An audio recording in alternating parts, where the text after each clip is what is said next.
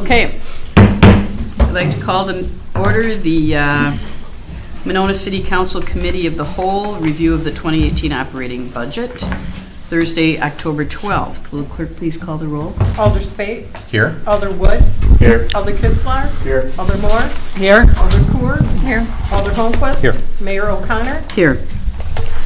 Please rise for the Pledge of Allegiance. I pledge allegiance to the flag of the United States of America and to the republic for which it stands, one nation, under God, indivisible, with liberty and justice for all.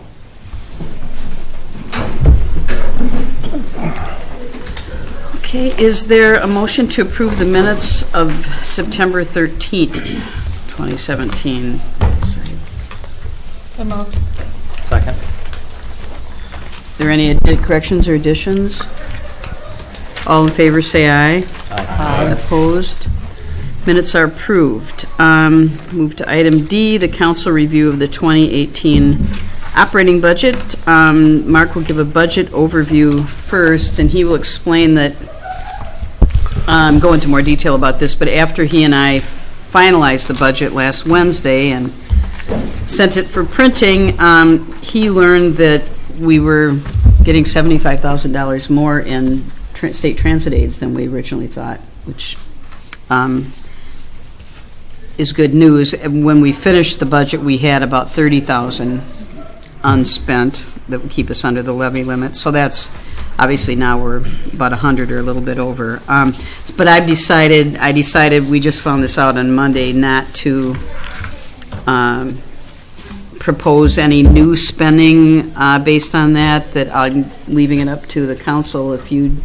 I know a couple of people have talked to me about different things. If you choose to make any decisions about that, you can make amendments. So, Mark? Yeah. First of all, before we get the budget started, I'd like to thank two people. Leah, she put basically the whole budget book together, so she did a lot of work on putting the stuff together that you received. And then Mary, before we got this change in the transportation aid, we thought we had to make a lot of tough changes, especially for her first budget. And at the time, we were way over, and we ended up getting down to where we needed to. So it was a tough year, but in the end, we get these changes. It helps a lot. But she did an amazing job for her first budget, I will say that. And I do have to apologize, I guess, to her and everybody here. I guess it's good news, bad news. I mean, I guess it's kind of for Mary, it was probably a little bit of bad news because she didn't get to change to this budget until after the budget book was out and everything. So what ended up happening is there's a thing called transportation aid. Every community gets it. It comes from the state. It's based on a 6-year rolling average. So I should start off. In the budget book you have right now, transportation aid was cut by 10%, and then we just got a new number on Monday, and it's basically the same number as last year. The reason why I'd cut it from last year, because the year before it had been cut by 10%, because it's based on this thing called a 6-year rolling average for the Department of Transportation. And we've been working with Monona Drives, and our costs have been really high. So the more you spend, the more aid you get back in that situation. In the last 3 years, we've been spending about $6 million for Monona Drive and other infrastructure. In the last 3 years, we've been at $3 million. And the year before, we took a 10% drop, which is the max. But if you use the calculation, what they show us last year, would have been a 16% drop. And based on the numbers I had going into it, knowing what the 6-year rolling average was and what our new number coming on was, we were losing $5 million was dropping off, and we were picking up $3 million, so our average was going down. So just based on that and based on the formula that was used from last year, our number would have been, probably been roughly around 87% drop, which you're only allowed to go down 10%. So I put in at 90%. What I didn't know at the very end of the state budget just recently came out, and they ended up increasing the funds to this transportation aid account by, I'm going to round up to 9%. So I changed the formula a little bit, and once the formula was changed and we just got our new numbers just on Monday, it basically left our transportation transportation number the same as last year. So we're expecting about a $75,000 drop, and actually it stayed the same. So there was no change to that number. So that will increase our budget, or reduce the property tax levy for that. So unfortunately, it came after we had the book out, and I didn't realize that big of a percentage was going to have that much of an impact on us, but it did. So we were making decisions based on $75,000 out when we started this budget. So what I did is, so what's in the budget book, I was going to do a presentation what's in the budget book, but I just emailed everybody a new presentation if you're able to get that. I don't know if you are. Based on what the numbers will look like now with the transportation aid. Numbers changed. And I did hand out this summary sheet. It looks like this. It has the new numbers in it, so kind of me reference those anyway, so it's kind of see what it's going to be. So I'm just going to kind of start my presentation here with that. And again, these will kind of tie into this new sheet I handed out, which would be like page 3, where a lot of these numbers will be coming from. So with the total property tax levy increase, will be a total, including debt service increase, and then non-debt service is $425,127, or 6.52% increase from the prior year. The total property tax levy increased from $6.5 million to $6.9 million of the levy. The total allowable levy increase, excluding debt service, because debt service is not subject to the levy limit, we're allowed to increase at $260,350. We are under that levy limit for non-debt service. What we increased it was $154,536 with the new transportation change. So we are under the budget by $105,808 under the levy limit. So that's what we have to go up to the cap is $105,000. Debt service is exempt from the levy limit. The overall debt service increase is $270,591. The proposed tax rate increase for the city portion only is 6.38%, or an increase of 7 cents from last year, or 1.11%. With this new change, the average tax bill for a residential house, this is just an average. So if your last year average assessment was $283,900, this year increased to $295,200. With the change, this would be $92.01 increase for residential property tax. Total expenditures increase by basically $500,000, or 4.4% from 2007. Revenues, not including the city levy, decreased 3.23% from the year before, $150,000. So in this budget, what's in this budget is basically maintain the current services, no cuts to any current services. Salaries were either per the union contract or 1.75%. Wisconsin retirement decreased 6.8 to 6.7. Health insurance increase 8.5%. But that health insurance increase number, with the new laws, the ACA laws, forgive me if I'm wrong, I think 3.5% is 4% is attributed to that increase right away. So basically 4% of the 8.5 was automatically added on to our health insurance to do with the new ACA law that went on the first time for effect as far as on the taxes. So if you back that out, the increase would have been 4.5%. With that, I know we sat down with our, we actually had a higher percentage before this 8.5. We sat down with Hausman Johnson, Leah and the mayor and myself in April. You know, they came back with the 8.5. So they did go to bat for us and get us a lower rate. for the increase. Tourist expenditures will increase by about $11,000. We added a city administrator intern. Inspection services staffing changes. It was going to be a big one here coming up. I don't know if you're aware of McFarland is no longer allocating Marty to us, our inspector, so we're going to have to look in how we're going to staff that position. And there's a couple ways to look at it. We're going to have to either in-house, contract, or look for another community to work with. So I believe that's effective fairly soon here, early in 2018. So that is one thing in here. We didn't really put one way or the other in there. There is a number, but definitely the thing that we'll be talking about when we get to that area is the inspection service. There's going to be one of the bigger increases that's outside of the norm is a sign consultant to kind of deal with the signs that's in the planning department to do with the new laws that came out just recently. Gypsy moth spray program, kind of put that in every year, and it gets end up taken out because we never qualify it. But this year the proposal is around $25,000. We still don't know if we're qualified for it, but that's the number we're currently putting in there. Currently in the budget, I put the fire EMS staffing included at current level.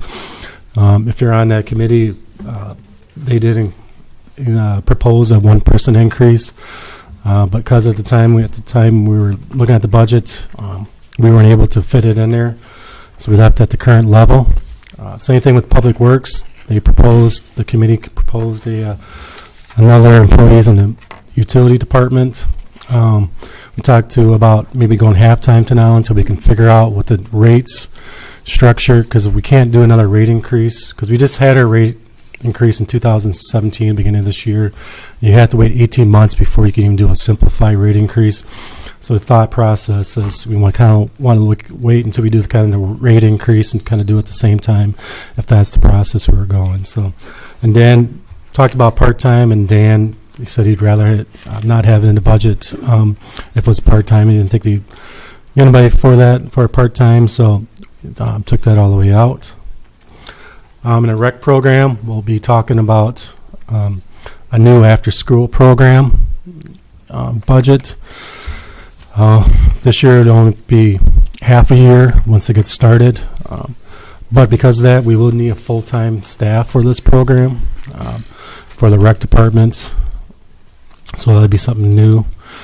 Debt service is increasing, but from $378,000. Undesignated fund balance. The projection is $1,477,000, or 24% of fund balance, almost 25%. And just so you kind of know how that number is determined, I just want to show you in the first page, the handout I just gave you. Kind of the very bottom is a box. It says 20% reserve for working capital is $1,163,000. What that number is what they look at is they want you to have 20% of next year's budget. So if you take 20% of the $5,815,000, they're right above it, the total expenditures. That's where we got that 20%, and that's kind of a standard that they would use. And then I estimated our fund balance. This is net of the fund balance being applied of $1,477,000. So that gets us to where the 25% is. If you kind of want to know where that number is coming from, if you go to page, I didn't change it all. If you go to page 9, you'll see in the general fund executive budget, there's a thing called fund balance, kind of halfway down, beginning of the year and then end of the year. So that number comes directly from there. So it takes in what we're estimating the loss of in 2017 of $122,000. So that's subtracted out of last year's beginning fund balance, and then that ending is $1,521,000, and then you minus our fund balance being applied to get to the $1,477,000. So it's kind of a rolling number too. So if you're going to change the expenditures, like I said, that 20% of that will affect the working capital number. So that's where that number comes from. Kind of some revenue changes. So police grant increased by 25,000, but we're going to see when we get to the expenditures, overtime increased by the same exact dollar amount, so it's a zero effect. Building permits, I just lumped them all together, permits decreased by 18,000. Exempt computer aid increased by 3,000. The only reason I brought this one up is there was a new law that was a new change in the budget, how they do this one. Usually with exempt computer aid, businesses have to file all their computers and stuff with the assessors, and they, it's net of depreciation. So we kind of had a fluctuating number because of WPS is a large user of computers and other companies too. So some years it's around 300,000, some years it's 200, some thousand. And it's been going up and down. It's just kind of been a fluctuating. So actually, in a way, now it's one of our highest years. It's fixed here. It's like a multiplier every year that it will increase. So it takes away from that fluctuation with that. So I just kind of wanted to bring that up because that is a change that happened from the state budget. Court fines increased by $5,000. We'll be talking about that when we get to the judicial. I think we'll have some money coming in, and the numbers coming in from this year are probably going to be above where we were in this year's budget. The more I see them, leases decreased by 2,000. We did lose a lease the year just recently, so that's the net effect of all the other up increases and decrease will be $2,000. Interest income is up by 40,000, and we are proposing to use 43,500 of fund balance, still well within our policy, as you saw, at 24%. So, what is that 43,000 used for? We kind of touched on some of this, and I guess I screwed up a little bit. 25,000 is for Gypsy Moss. I mentioned it was 10,000 for the sign consultants. Actually, it is 10,000 before. It's actually 15. So these are kind of one-time costs, that we'll only have to use them. And then kind of the special training that we set aside for, it's more for staff training with computers that we have never done before, and it's probably one time, and we'll do it. So we kind of set those aside as kind of one-time expenditures. We are using money in fund balance, about 400,000. So we've kind of been building up with that because I know there were some larger debts payments coming. And also we've built up the balance because we've had special assessments. And people have been paying them off earlier, and so we've been building that balance off. And this is kind of some of the repayments of these special assessments kind of paying down what they were supposed to be on their debt. Some challenges ahead. We will, each year, public accommodation tax will decrease, which is the hotel tax. We will see, definitely looking at the numbers again, for transportation aid. There will be some decrease. I don't know what it is now. I'm a little gun shy on it, what it's going to be. I know this is last year, one of the last years of Monona Drive coming out, and it's $6 million is the last year, and that's going to be coming off for next year, and then we'll be coming out like $3 million. So there is, it definitely is changing with the transportation aid. Healthcare costs, again, that's 8.5 this year, and we actually negotiated that down. Inspection services, things we have to talk about. Renew Monona, this will be coming to council here pretty soon too. So we have to close the TIF. We have to make a motion or close the TIF and TIF 2. And we have to do a resolution here coming up by the end of the year that says we're going to keep it open one more year.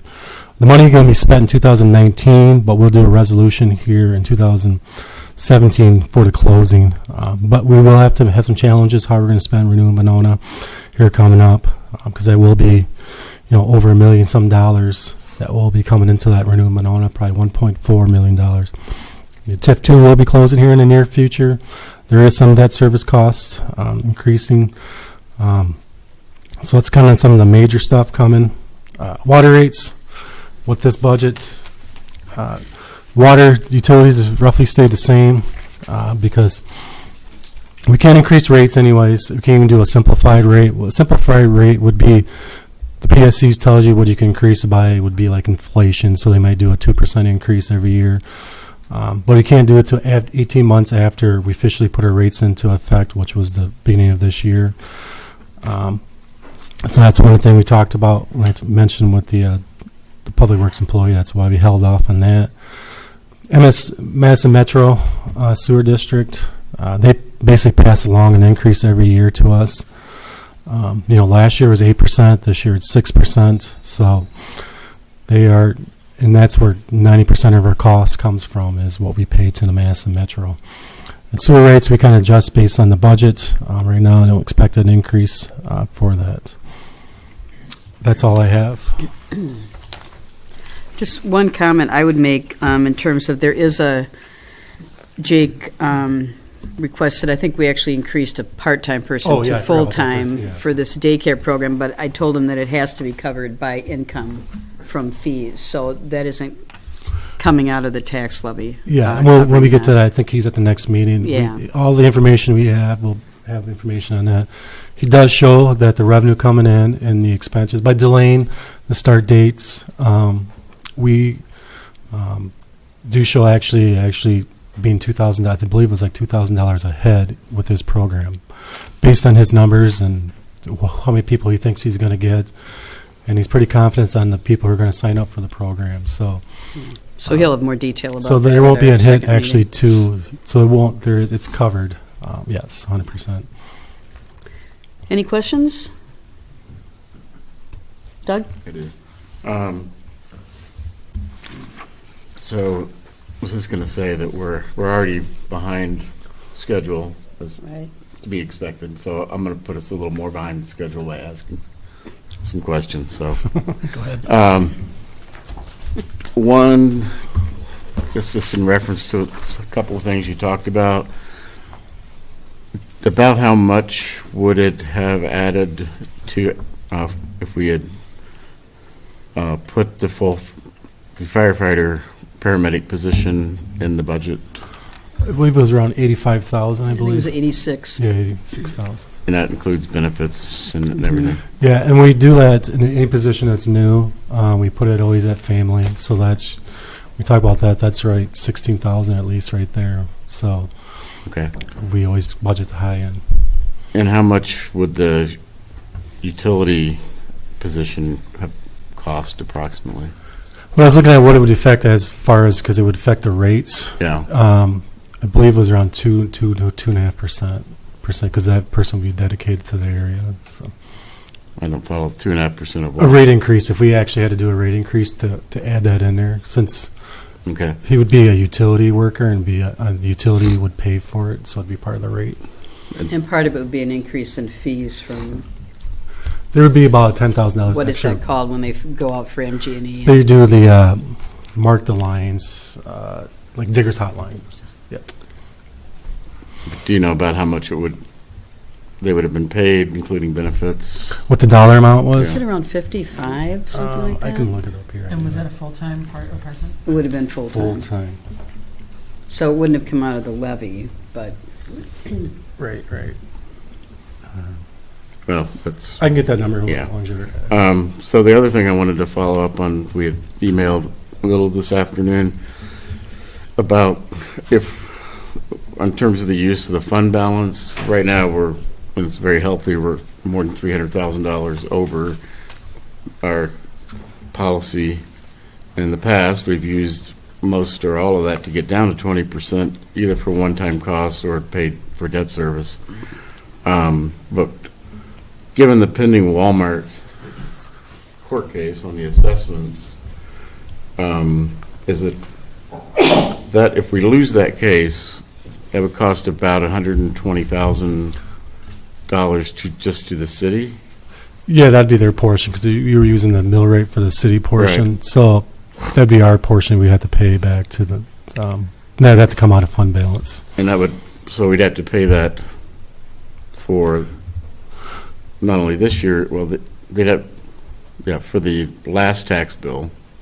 Well, they didn't. No, They haven't contested that Right, one, that's so this right. would So be it'd the be- only one they contested. So that'd be 120 just for this year, and then if it changes, depending on when the court case goes through, then it, kind of Right, depends on that bill, the dark store bill also. Right, It may so- just be a one-year thing. right. We don't know. so we'd still be, even if that passed, it can't be retroactive, I assume. No, it can't be So- retro. It's So we're Okay. We're locked in for this year for this court case. So that would be something to think about, whether that we want to set part of that aside, of the fund balance aside, to cover that Right. contingency if we lose that case. Yeah.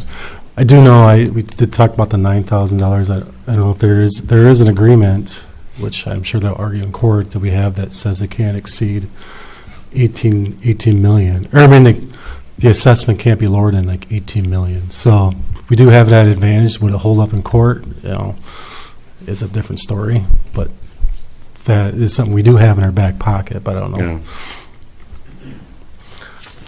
And it is going on in other communities. I think I Oh, said the right. Wausau just had to pay basically $100,000 from Menards for their issue. Yeah, I think, and they've had, I know, city attorney in Wausau, and they've had Menards, Target, I mean, every big box store that they have has pursued the same approach. Right. So it's rippling effect.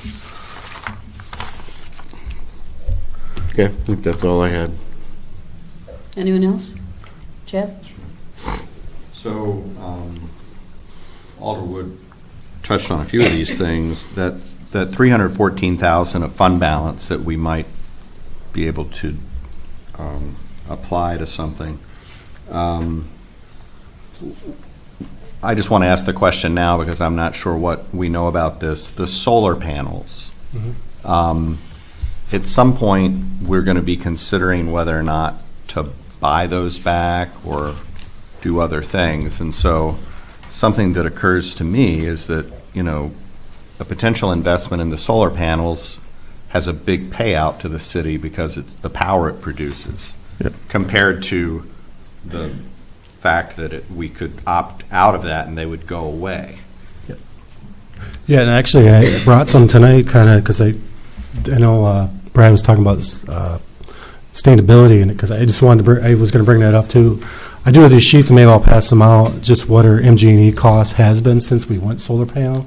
Before that, you can kind of see it. I don't have like the usage, but I just have the dollar amounts. Okay. Just taking consideration it's gas and electric. But this will be the 5th year coming up in 2018. 6 years our last year, or it's a 6-year contract. So 19 will be the last year. Then we have to look into what we're going to do. Keep it, lease it, buy it. Right. So there will be some decisions we'll have to make on that. So. Okay. I just wanted to throw that out there. The other thing, I just want to ask the question, with respect to this whole dark store controversy, I assume that if a store is vacant, there probably aren't a lot of calls for the police to, patrol a vacant lot. So I would just ask the question, if there's someone in the city that thinks they're entitled to a vacant store property tax assessment, perhaps they should be treated like a vacant lot when they call our police. I'm just throwing it out there. Right. But One thing, Alder Kitzler and I got an email from Mark Miller, who's one of his staff members today, who said that Senate committee did vote the bill out of the committee, so they're supposed to be scheduling a vote hopefully soon, and then it has to go to the Assembly, but isn't the thought that if the Senate passed it, then the Assembly would take it up? Yeah. We're hopeful. I think getting it out of the committee was the big hurdle, or at least a major hurdle anyway, so It's going in the right direction. it's going in the right direction, right? Anything else? Will, I'm hearing this Yeah. echo here. Is there anything we can do about that? And I turned the speakers on a little bit so you can hear in the room a little better. Oh. I'll turn it down a little bit. Okay, thank you. Any other questions? Just so I pass something out, just in case you're looking at it. So basically, we have 4 solar panel units. We have City Hall, library, there's one in the Wells, and then the garage. So you can see you see the Falcon payments. That's when we started at the very bottom. So you can see since 2011 what we were paying before, and I just, the cost, and then you can see what we're paying now. As you can see, there is a decline in all of these. I don't have it in front of me, but there is definitely a noticeable decrease once we started using it. You would think, expenses usually go up, and a lot of these have either leveled off or decreased, so just something to, for your viewing pleasure. Thank you. Next up is Senior Center, Diane Mickelbank. And one last thing before that, Doug, I did look it up, it's about 65,000 would be for that. Okay, thanks. Public Works. And what page is Senior Center on, Mark?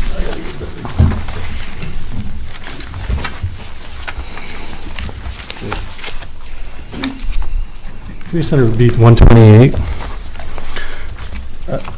And before you guys start, okay, you can see we did put in there the committee, one column says the committee budget and then what the mayor budget. So if you're going to look at what the changes are, that would be the word you want to look from those budgets. Okay. So just a few facts about the Senior Center, for those of you going through this for the first time. I'm the only full-time staff person for the Senior Center, and we have 2 part-time assistants. So whenever I'm not there, they kind of do the work of me. And other than that, we rely very heavily on volunteers. So volunteers give over 1,500 hours of their time each month at the Senior Center, doing a whole bunch of things. So we're thankful for that. The average number of visitors that come to the Senior Center each day are about 85, and the average number of programs that we do each month are about 120. So super active Senior Center. And I took this opportunity to share a few facts because I have nothing new to tell you about my budget. We're not increasing anything. The only increases would be salary increases for staff. So, and the other thing to point out with the Senior Center budget is the contracted senior services, home chore, and RSVP, they're all contracted staff. So even though those numbers did go up a little bit, they also are paying for their staff increases. So, any questions for me on the Senior Center? Anybody? I do have one. Yeah. So, in the President's proposed budget, there's a proposal to eliminate funding for Meals on Wheels. How would that affect the contracted senior services budget, or where would they provide that, or is that a separate program? Meals on Wheels for Monona residents is actually done through Home Health United or SSM Health at Home or whatever. That's a different program altogether. Oh, okay. And I'm not sure that I think that'll probably be changed. I'm hoping that won't. The budget, yeah, I don't think it has. Yeah. Probably has There'll 0% be a lot of pushback chance of actually against passing, that. but- So, Okay, thanks. Thanks, Diane. Yep. Next up, Community Media, Bill Nimmo.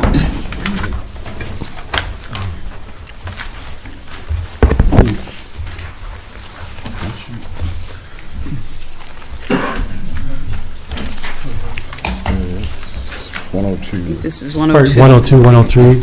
This is going to, just so you know, and everything looks really weird. So we added a new fund, not new fund, but new subcategories between television and radio. So we didn't really move in the actuals from the prior year or even budgets, what would match up. So that's why the radio shows blank this year for all that stuff. We just didn't move it over because it would have been too hard to figure all that out, so. Sure.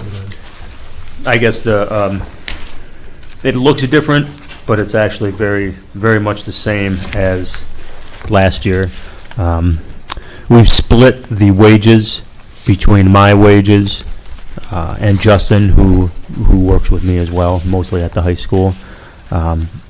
However, we did increase his hours for the coming year from 38 hours to 40 hours, so he'll be a full-time staff member. So that will adjust the benefits as well. We kind of, if you're looking at 103 and 102 together, we separated out the hours a little bit. So the wages you'll see in radio is strictly just my wages, a percentage of my wages, which by looking at it now and having paid attention to it more since we put this together, it's pretty low. I think a far more percentage of my time is with radio than with over at the high school or over with video in general. It's either specifically at the radio station or answering emails about people who are interested in radio or who want to know more or who want to get on the radio to advertise an event or all of those types of things, coordinating the volunteers for the radio station, working with the Friends group. So it's a number of different things that tend to keep me over with the radio station more. That's why we decided that Justin needed to have more hours so he can be at the high school. Part of our contract with the high school is obviously that we supervise the students when they are in our area. The high school obviously is very adamant about that, so we need somebody there all the time. You'll notice page 102, other revenue on the top. That is actually the school district's amount of funds that they provide us. We may have gone over this last time, but that has increased based on a new partnership agreement that we're working with them. Under that new partnership, there's just some guidelines as far as what Monona Community Media actually covers for the high school. What does that mean for the club as far as covering basketball games or school events? So they stepped up to the plate to provide us with more funds, but also you could argue kind of just got to where they should have been maybe a while ago. During the school year, there's a lot going on over at the high school with just the number of things we're recording and the things we're doing, and having to be at the high school just to answer questions for either staff or students or administration. So those are the big changes that you'll see is the wages. Other than that, it's the same budget, just split out between radio and TV. The only other addition will be within the media community room, which is $800, which is just getting a cable subscription in that room where the two guys are right now, so that they can monitor the channel and make sure that they've pressed the button and it's actually on.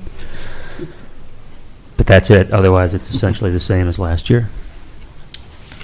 One thing I would just like to add, this new agreement that we've got with the school district, we'll spend a lot of time figuring out exactly how much time he and Justin put in and with both radio and TV, and Justin doesn't do much of anything with radio, but and in terms of how much we provide in services to the high school, and we have a really good feel for exactly the value of what the city provides to the school district. Definitely. I think the services we provided help to kind of solidify what exactly are we providing not only to the city but to the school, and how do those two things kind of come together as a service for the whole community.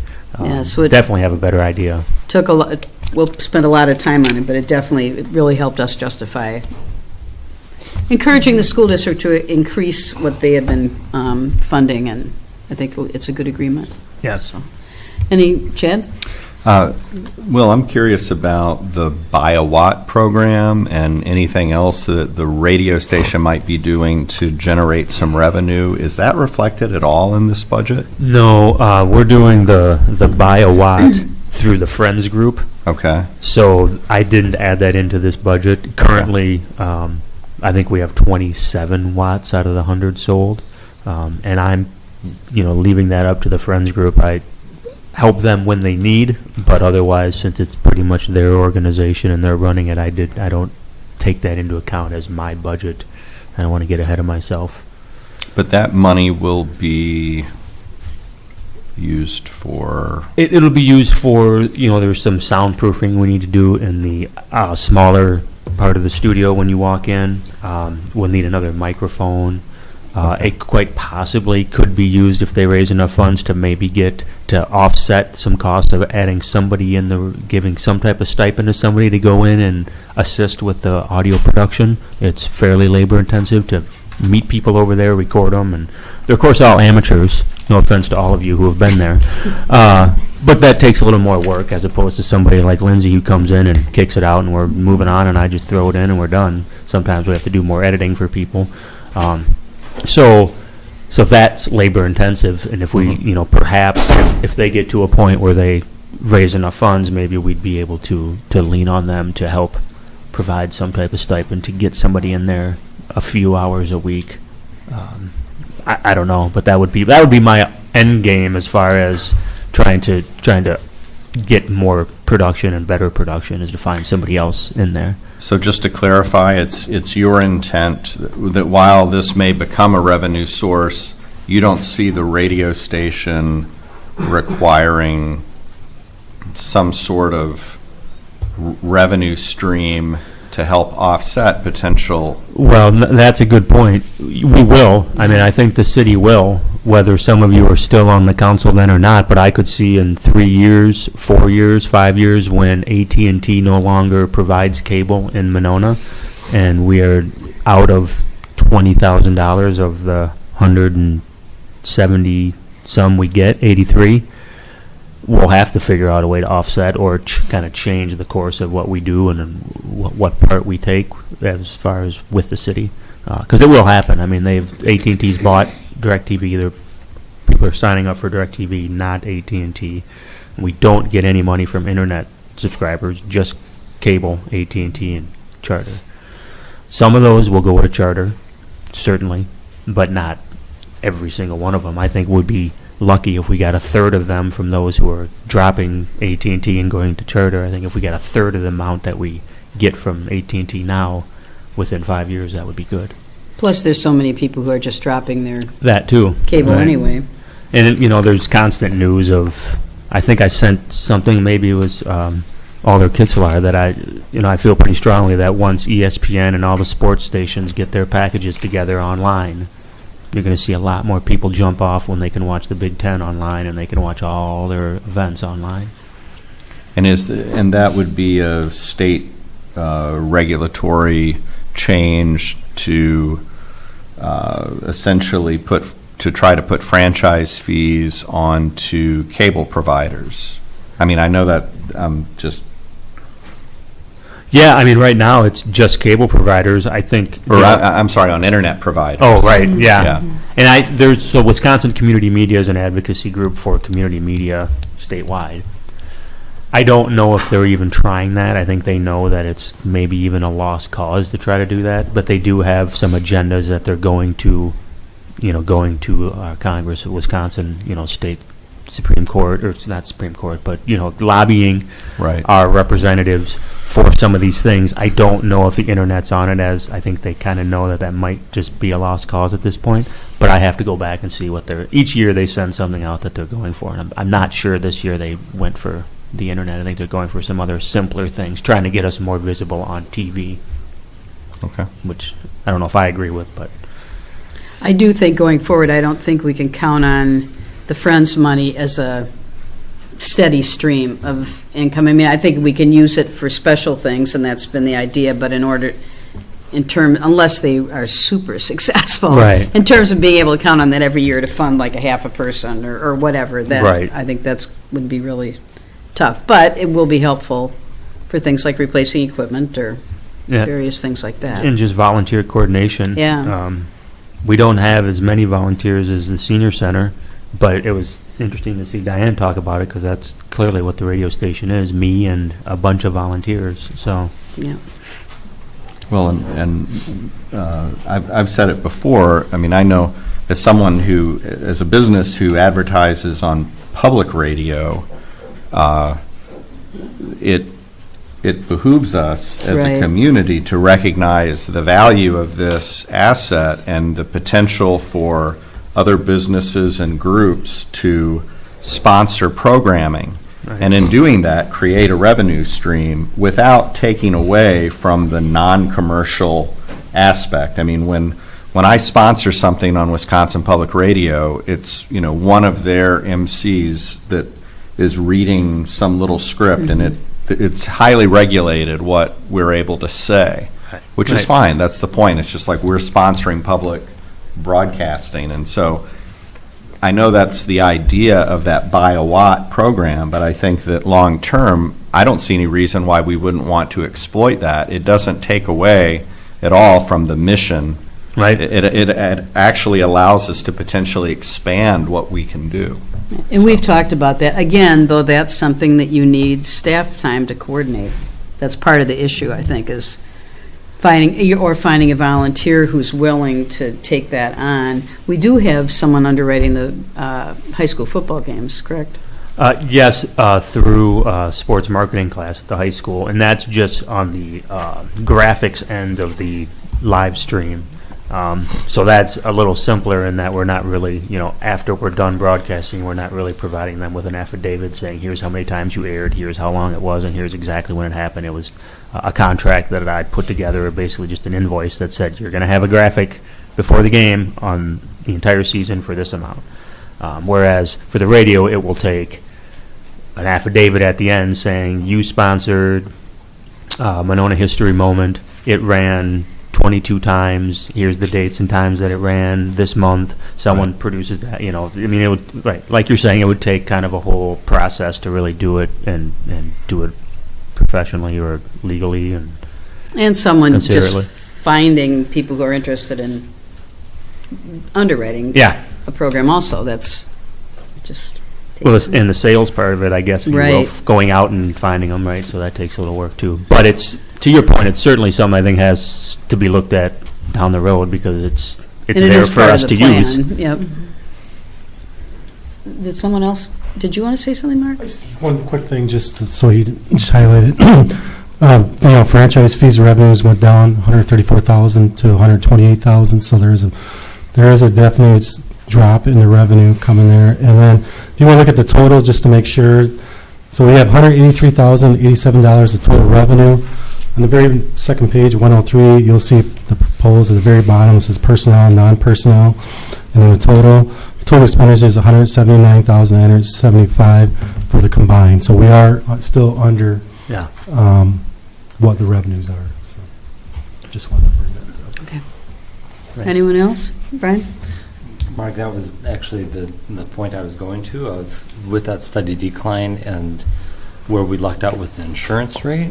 And did you say we got half of what we thought the increase would be For the insurance? for health insurance? Well, we thought it would be a lot higher. We thought it was going to be higher, and we talked them down. Yeah, so what we anticipated the increase to be, we only realized half of that increase. I think the increase was supposed to be, what was it? Wasn't it 9 something? 9.8, so we got down to 8.5 is what. Oh, so Yeah.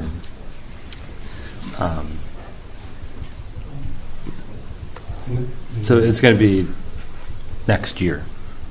Oh, I know I'm sorry what you're talking. You're talking about the ACA. We got automatic 4%, so half it was right away just Yeah. for the ACA. So, yeah. Because we're just a hair over $11,000 just in the health insurance in this combined, so Yeah. that right there will eat up the $3,000 that's going to the fund balance, which we utilize for all the capital budget aspects. And so the quarters going in the piggy bank are gone. Right. So, Right. to Chad's point. Anyone else? Thank you, Will. Next up is Brad Brune, Sustainability. Yes. So he's in the executive budget, so he's just one line item on page 24. Just so when they come in here, the committee had 19,316. It was reduced down to 13,136. And if you go to page 27, kind of descriptions of what makes up that 13,136. So I passed out a small breakdown with a little bit more description of the costs associated with what is in the budget. The sustainability intern stays relatively the same. I think we actually cut it by about $200 or $200 to $500 from last year. It effectively is a $12 an hour position for about 15 hours a week on average, and that's for approximately 39 weeks. It basically covers 2 semesters and a couple weeks either in between those semesters or before or after, is what we're going for with the intern position. The $636 is an annual fee that we pay into the Green Tier Legacy communities for our Energy Task Force participation. That particular line item is what got us access to the engineering consultant through the Department of Energy that did our solar analysis last year. They've also done a couple other energy analysis or analyses for us in the past 6 months. The project manager it's project manager travel and conferences. It's effectively $500 allocated for professional development and or related conferences to sustainability initiatives. In the past, it's been used for a Sustainable Cities Conference in Dubuque, which, as I understand it, is an annual conference. Last year, we did not use that. Nobody was available to attend. This year, next year in 2018, I would assume to use it for any and all necessary and related training experience or professional development experiences that come available. The education and outreach portion for $500 is basically it's a fund set aside for any and all types of resident outreach, business outreach for sustainability purposes. It could help fund informational documents, advertisement, or otherwise that we may want to do, or potentially maybe hiring a consultant to help us initiate some sort of a program. Those programs are not quite planned out at this point yet. We haven't had our sustainability committee meeting for this month, and that's one of the items on the agenda for this month's meeting and next month's meeting as well. The sustainability initiatives, the energy outreach and leaf management projects and supplies. Right now, we are currently in the middle of a leaf management pilot project. That project has had certain amount of funds devoted towards producing yard signs and bookmarks. These are used to perform resident and community outreach to promote the program. We're trying to get people to change their behavior as it pertains to the way that they manage their leaves on their properties. We've had many complaints in the past in the Public Works Department of people putting their leaves out in the street and clogging up the street drains, gutters, etc., and it becomes a nuisance issue. It also is a issue with the lake water quality. All those leaves turn into phosphorus.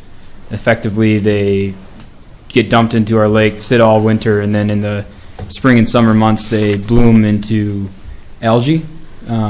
So we're trying to create a concerted effort in the community, more like a behavior in the community where people and residents have a conscious attempt to actually take care of their leaves, help lake water quality. That would become a full-blown project next year, and we would use some of these funds to do more outreach and to purchase more supplies if necessary, and it would be necessary. Part of that would go towards storm drain markers. Those storm drain markers are the small little round markers that you put on a inlet grate or a storm drain grate that say don't dump here or only rain down the drain, to remind people that those storm drains do in fact go directly to our water bodies, which a lot of people don't understand. Still to this day, a lot of people think that they go to the sanitary sewer, which they don't. So beyond that, there's a certain amount in there allocated towards energy outreach. Energy outreach is effectively renewable energy public education and outreach. What we're trying to do is bring awareness to residents that there are programs out there, there are buy-in programs out there, there are co-op programs out there that you can use to create a smaller footprint on your property. A lot of people don't understand that it's a lot easier than people think to do solar on their property or to do some sort of renewable energy or to buy into utility that is doing renewable energy projects. And that would be an attempt to not only for energy outreach but for other sustainability initiatives in the community. So, and then the purchasing toolkit. That's a sustainable purchasing toolkit. There's not the necessary word in front of it, but obviously it's a sustainability initiative, so you kind of put two and two together. That toolkit is effectively three parts. It's a sustainable products catalog, a directory to companies who manufacture sustainable products, and it's a sustainable life cycle cost calculator. It's three pieces of software or PDF database that has all kinds of information in it about how you can purchase your products, whatever they might be that you might need, in a more sustainable way. Right now, staff do their best to purchase products that are either green sourced or otherwise sustainably sourced, sustainably manufactured, or distributed. This would be a way to help train those staff, and it would be a supplement of what we already have, which is a draft sustainable purchasing policy. And the policy has been sitting on a shelf. I'd like to take it off the shelf. I'd like to revamp it, revise it, make it more digestible, and in a way train staff and help staff in the city be able to use it more effectively, and to be able to purchase items, products, and otherwise, or even services that are more sustainably sourced and just better for the environment altogether. It's one of the goals in our sustainability plan and strategic plan, and in all honesty, all of this aligns itself with both those documents and our initiatives. So, you have Anybody have any questions? Nancy? Yeah, I just, and I forgive you, apologize, but I probably should know this, but can you tell us where the cuts were, Brad, between what the committee recommended and what the final number is? Yeah, I think I can actually go off the top of my head here. The Sustainable Purchasing Toolkit, that is only one portion of what was proposed by WEC, who proposed redrafting an entire new document and then going through all of the training and the meetings and et cetera, et cetera. So it was much larger bill or estimated cost than this $650. And what I think it was about 5,000, wasn't it? it was, yeah, It was majority of the cost. yeah. The cut. Yeah, basically, all but $1,000 extra dollars or something like that was what made up that $19,000 marker. So And the other I cut- think the other cut was for was for some posters. We cut them in half, or some Yard Right. signs. yard signs. Yeah. Since you already are getting 200 signs this Right. year. That was the Right. other change. Okay. So the idea was that we already have a document. It'd be nice to use the document that we paid to draft, and to do that, I would work with a city intern, a sustainability intern, and we can probably kick that out and produce something through the sustainability committee that makes sense, that we can use. So Anyone else? Brian? So now I'm actually even more confused, so it might help. So the $650 will allow you to take the plan that's already created, put it on the shelf, around how to make better decisions when we're purchasing things from the city standpoint.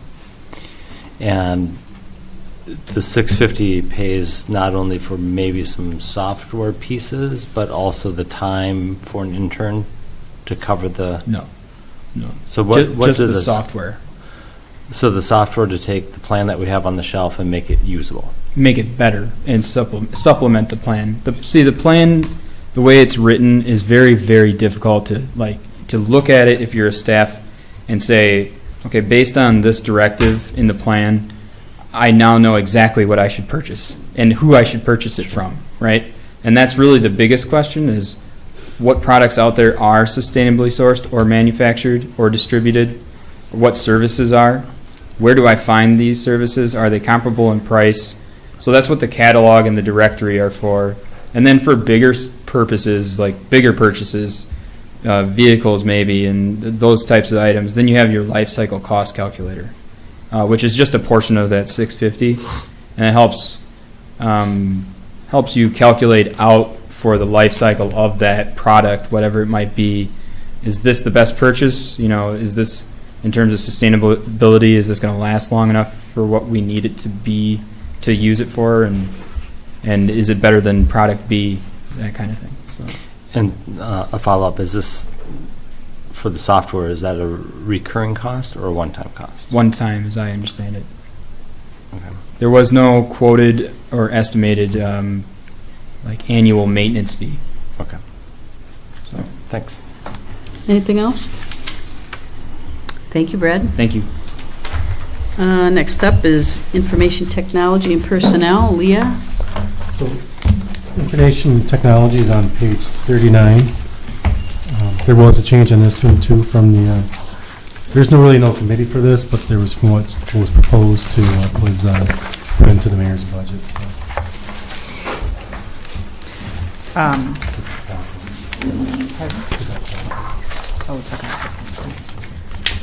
So there really isn't any change in this budget from last year, and no increases either, with the exception of we did spend some money on a survey tool last year called Polco, and that's not in this year's budget to continue with that survey.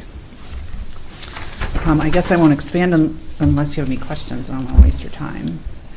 So that's the service contract deduction? Yes. The bulk, okay. And just to clarify, that contract actually runs through the end of 2018, so there really wasn't a need to put it in there at this time anyway, so. I think that was a separate line item last year, though, so it wasn't It included was. in that service contract line item. Yeah. Anybody have any other questions? Nancy? Sorry, I was just going to ask again, and I apologize if it's on the sheet and I missed it, but the difference in the cuts between what was proposed in committee versus what the mayor's, it represents $8,000 or so difference. Do you know what was cut out? That's the Polco thing. That is the Pelco. Yeah. Yeah, and then actually there's one other thing. We still got the muffin program, but we had a credit, so we netted the credit out, so we had just what we had to pay. So that was like $2,000, so $6,000, and then the difference was netted from. We were being overcharged for our muffin connection for 2 years. Okay. And so they went back and just credited us for the overcharge fees. So that's a decrease for that in that service contract fee. Anything else? Brian? So I know we likely talked about this last year, and that had to do with the web maintenance fee dropping off last year. Was almost a third, well, close to a third. And are we going to be able to maintain at that rate, or? So the web maintenance fee, when it was $11,000 or something a year, was because that included the design of the site, and they just billed us over a 4-year contract term. Okay. Now we've paid off the design of that site, and so we're just being billed for the hosting of the site, and that's the hosting fee, is the $4,700. And so a follow-up question, because I know a lot of other public entities are running into this issue, and it has to do with screen reader ability for websites and making sure that our websites are accessible. And it is a heavy cost. Are we confident that our site meets that threshold? So our website company is called Civic Plus, and they say that their sites are accessible, but they've also just informed us that they've purchased a new product. I can't remember the name of it. I just got the email. It's going to further enhance the ability to ensure that our sites are accessible. So I think there's actually a webinar coming up on it, which I will attend, Brian. And so in addition to just the organization of the site, what's going to be important is around the training aspect of all the documents that get published to the site. So any PDF and how it's organized and actually how it gets published is where many other organizations are really struggling, because now they have to go back, pull every document off, reformulate them, and then put them back up. So it'll be. We also, as part of the UW University project, we had them look at our site for accessibility issues. And, they gave us a report that's that thick, and I understand about this much of it. But we are passing along. We're going to pull out sort of all the relevant bits of information and pass that along to Civic Plus. Thank you. Anyone else?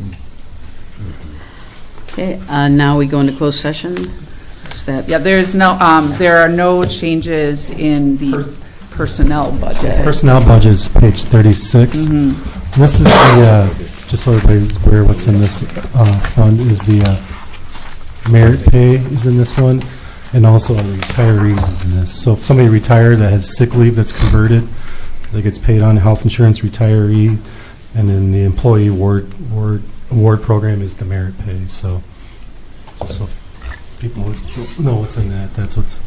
And just to clarify, we don't, as a city, we don't contribute part of a health insurance premium for our retirees. That money that's in that line item is just, as Mark said, if you retire from the city, you get to convert your sick leave, and that's an amount of money that you can use to pay for your health insurance until that money is exhausted.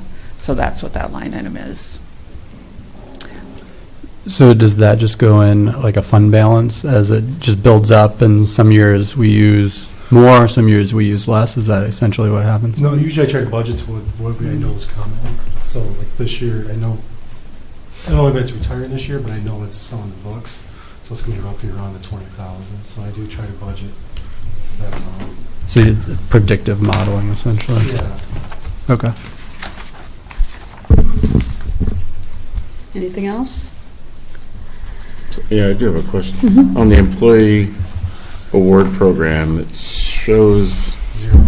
previous years, yeah. Yeah, just like climate. So basically, the money's all been used, but the way I have to do it to make sure I get everything accounted for Wisconsin retirement system and FICA and all that stuff, I have to put it into their general account for the payroll checks. Yeah, so their general stuff is probably over by that amount, so in total it's fine, but we do use basically up to that amount. So. Okay, thanks. Anything else? Okay, I guess, is there a motion to go into closed session? So moved. I should read the rest of this. Under Wisconsin Statute, Section 19.851C, considering employment, promotion, compensation, or performance evaluation data of any public employee over which the governmental body has jurisdiction or exercises responsibility, and this is involving salary adjustments. So I'll move to go into Chad, closed session. Is there a second? Second. All in favor, say, or I guess, Roll call. roll call, sorry. Alder Holmquist. Aye. Alder Spade. Aye. Alder Wood. Aye. Alder Kitzler. Aye. Alder Moore. Aye. Alder Coor. Okay, we're in closed session. Everybody's here. Next up is police and dispatch. Page, Oh, string gun. for law enforcement, which would be page 53. Okay. Good evening. I'm here with Lieutenant Duman, who supervises the detectives and dispatch, and also Lieutenant Weigel, who supervises the operations, which is the patrol section. I'm not going to go through the whole narrative that we put together. I'll just hit a couple points. We still have 20 sworn personnel, which we've had back in 2007. When I started in 2004, we had 19. We got up to 20 in 2007 from a COPS grant, and that was our community relations officer. And then at some point, somebody retired, and then we were requested by the administration, the mayor, to do a staffing study. We completed the staffing study in June of 2014, and it's on our website if you'd like to see it. And they had made a recommendation that we keep the community relations officer, but as I told the mayor, be careful what you wish for. They also suggested we add an increasing number of staff over the years. Fiscal 14, add a patrolman. Basically, they want us to add, or recommended we added 6 officers by 2018, 2 patrol sergeants, an additional dispatcher. But budgets being that they are, we've tried to be as efficient as we could, and we have not asked for any extra staff until probably next year. So going through the budget, for salaries, the initial number that was in there has actually changed. It's been updated by Mark, I believe, to reflect the contract has been settled, so that the officers for 2016 got a 2.5, correct, Mark? 2017, 2.5%, and 2018, they're scheduled for a 1.75 increase. So that boosts them up 6.75%. And I'm mentioning that because we bumped up the overtime from 90,000 to 96,300 to reflect that there's additional wages have increased. So the only changes really from prior year's budget was the police overtime was bumped up. We have police overtime grant. This is listed at 50,000. Kurt has already presented to the council 2 grants that run from 2017 through 2018. One is a seatbelt grant for $16,500 in reimbursement, and another is an OWI grant for $13,500, which brings us up to 30. We have 50 listed because we're anticipating that there'll be additional grants sometime in 2018, correct? And just let me mention in the beginning, that is offset in the revenue, so the grant money is coming in the other side to offset that. Uniform allowance for the contract was increased from $550 to $600 per officer. Community events is another new item. We added $500 to help pay for things like expenses for National Night Out, Memorial Day Parade, Citizens Academy, things like that. Fuel, we had requested, we had originally estimated our fuel to be at $34,500, and that was reduced down to 28 when it was recalculated for a different amount. Based on plan changes. Okay. So, just so the one big item that you might be noticed that's sticking out is health insurance.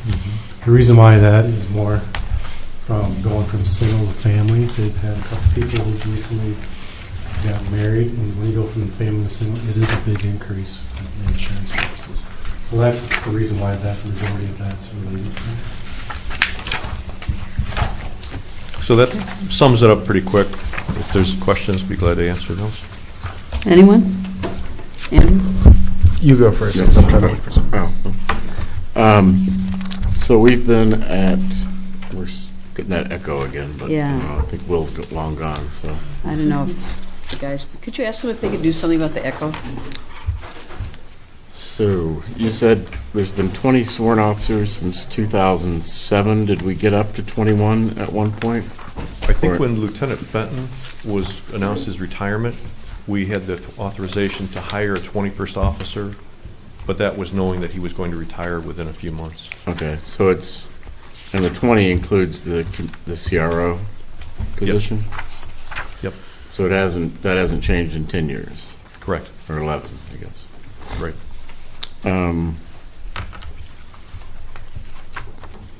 Do you think we need more officers? And what, more, well, go ahead. Yes. Why? Well, based on our call volume, based on the staffing study, the staffing study talks about 3 different calls: priority 1 calls, priority 2 calls, priority 3 calls. Priority 1 calls are the real emergencies where someone is in danger, or it's an in-progress crime, like an armed robbery just occurred, or someone is being battered, or something like that, where it needs an immediate response. We are really good at responding to priority 1 calls because we'll just drop everything and go. It's the priority 3 calls, the real, low importance calls like barking dog or, minor things that we kind of are lacking in. What'd you say, Kurt? Quality of life. Quality of life Issues. things. Didn't worry to interject. If we had an extra officer, we talked about this earlier. It's the daytime service things, special events. It's not just about saving overtime. Would it save overtime? Not necessarily, no. It would save some overtime. You're the overtime guy, Kurt. What kind of overtime would that save? I mean, there's certain overtime that'll be what it'll be. If an Right. officer has to go to court, things like that, it's not like you can substitute one for another. So there would be some savings for coverage for when an officer has to go to training. The more bodies we have, the more availability to cover for that. But really, extra officers also allow us to respond to calls more efficiently. most calls take 2 officers these days just due to safety issues. And when there's 2 officers on a minimum for a shift, that's everyone. And then if you have another call come in, there's either a delay to get to that. So if we had another officer on, they could at least respond to that call.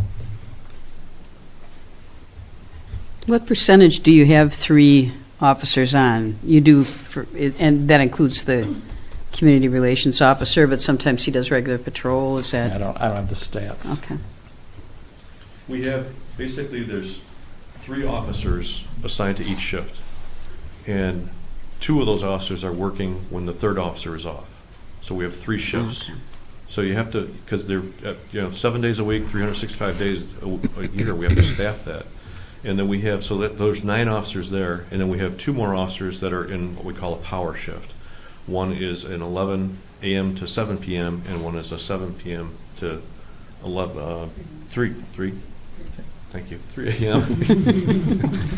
But there's only 2 of those, so there's only 2 power shifts. So they're not. It's not like you have 3 more people to fill Right. in. You have extra people on certain days, but with their day off rotation, 6 on, 3 off, you still have those days when they're not there to cover. And then if somebody's on vacation, we try to move the power shift people into those slots to fill, so we don't pay overtime. But we have an officer that's in the military reserves. Somebody gets hurt. Somebody's on vacation. Somebody wants a holiday off. We try to follow the contract, but we also try to not overburden overtime by letting more people off than we can safely do so. Mm-hmm. Andy, did you have a? I had another follow-up on that. Mine's actually for dispatch anyways. Okay. Where do retail theft calls fall in the categories of 1, 2, and 3? Well, it depends. It depends how the call comes in. If it's a retail theft and the subject is fighting with the security officers, that boosts it up in priority. Right. If it's someone who is cooperative, then it goes down. It'll probably be a priority 2. It's a priority 2. We still have to go quick, but we can't wait hours to go. Unlike other departments, like the City of Madison, if they had a subject at Walmart in custody for retail theft, that's a 2-officer response. We would send just 1 officer if the person's cooperative. So we already don't have the same level of safety that some of the larger departments do. So I believe that you referenced something about the increase in calls and additional in the study, and if not in the study, can you give us a sense of the past decade where you've stayed at 20, where you've gone in terms of the number of calls? Well, I brought a copy of our 2016 annual report, and that has totals in it. I mean, there's always chatter between the different police departments, and we are probably one of the busiest police departments per capita in Dane County, for sure, as far as how many calls we go on. Just for like traffic crashes, going from 2013 to 2016, we went from 450 up to 520. So or 498 up to 571. So it's the volume that we have because we're totally surrounded by Madison. I mean, we have a lot of traffic grants to try to cut back on traffic accidents. I mean, they're great because you were trying to educate the public with traffic stops to not drive poorly. But despite that, we still get a lot of accidents because we have the Beltline. Right. Probably one of the biggest things that helped reduce crashes on Monona Drive was the Monona Drive reconstruction. That has definitely made an impact. As far as other crimes, burglaries were usually pretty low, but retail theft is the big one for us. We went from, in 2013, 432, in 2016 we went up to 530. So we've always had a pretty high number for retail theft. Okay, thank you. Brian? With the retail theft, if there is a store who chooses not to try to retain the individual, is that a call where we'll go out or we'll ask them to fill out a self-report online? done both. Sometimes if there's no suspect information, if they don't have a plate, they don't have anything but maybe video or the item that was stolen, sometimes we'll refer them to a self-reporting. And then the officers are assigned, a lot of times there's not any follow-up to do if there's no suspect information. If they have viable suspect information, we will send an officer out if they have the report and video available, and the officer will go out and take that information.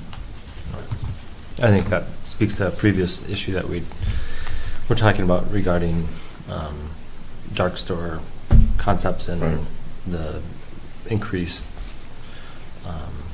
expectation for safety and how that fits in both from police, fire, and a variety of other aspects. And our recent history over the last few years about how these stores are providing adequate safety and security within their buildings and what their policy and procedures are and how that dovetails. So there are some of the organizations where they choose not to do anything but watch the theft happen and then expect us to come in and pick up the pieces. So, thank you. But just And our crime analyst had put together a nice report for us that showed what the big box stores really cost us, and that's the data that I presented when I went to testify down at the Capitol too. It's not just retail theft. I mean, you have homeless people, you have people overdosing, you have armed robberies. I mean, there's a gathering of folks that cause a lot of issues at those places. Just to follow up on Brian's questions, comments. All right, do any of these stores act, they don't physically restrain any of the retail theft suspects, do they? It depends store to store. They have different policies. I know when I testified, I indicated that one particular store is basically hands-off, and some people were giving me grief on that because they thought that now that store was just going to be, people were just going to go in and take everything off the shelves. It didn't happen, but I don't mean hands-off, but I mean... They cannot physically touch someone. Right. Yeah. They cannot touch someone. And is that consistent across, say, the... It's pretty consistent yeah. with the stores that we have. Okay. A lot of them, well, sometimes can't even leave their property to pursue or follow. I mean, obviously we wouldn't necessarily want them to go hands-on, but even once they get to the end of the property, their visual to try to lead us into where the suspect is it ends there. Most of the loss prevention agents for the different stores, the officers have their cell phone numbers programmed into the squad cell phones, and when they call dispatch, a lot of times if they have someone that's a known uncooperative person that's been there before, or they suspect, some sort of violence, they will call us before they even leave, and then the officers will coordinate with them, and they'll try to anticipate apprehending them as they come out the front doors. They'll be waiting for them to come out. Okay, thanks. Anyone else? Okay, dispatch.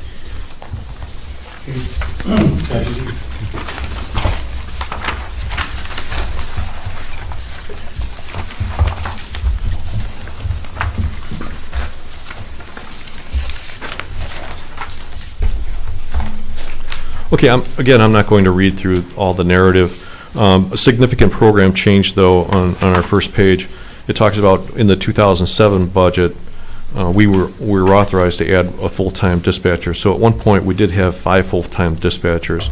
But then later on, we had a dispatcher resign, and then due to a budget shortfall, that position wasn't filled. And then we sort of negotiated with the council that in exchange for that 5th-time dispatch position, we switched our records management system, and we have a much more efficient records management system.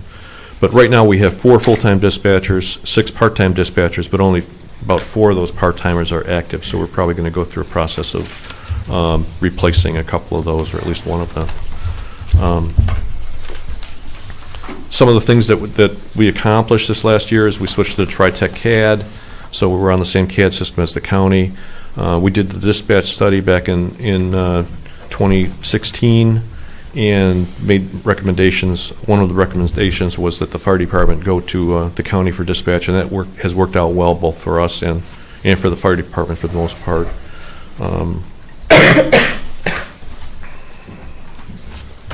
We're still watching closely for 2019 for our 911 equipment, because that would be a capital expenditure.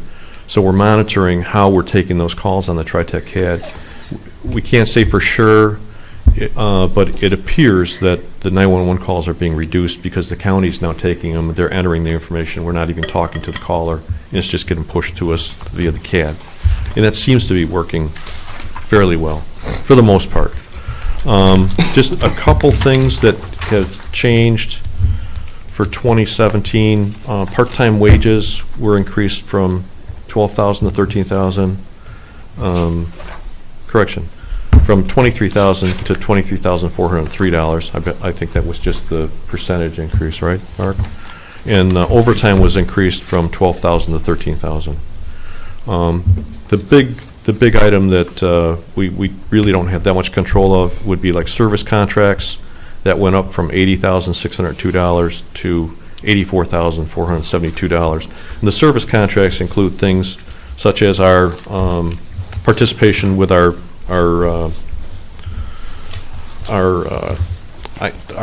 records management, MPSIS group, the Fitchburg, Sun Prairie, Middleton, Verona, and Monona group. That includes costs for Danecom for the whole city, AT&T phone lines, things like that. Any questions? Andy? So I know what I was looking for is in the capital budget, you had dispatch radio system maintenance for $3,500, and it says moving to operating expense. Is that reflected in here? I don't think the actual dollar amount was reflected in there, no. But we have a service contract for, with General Communications to maintain our radio systems, but the money that I had requested there wasn't moved here.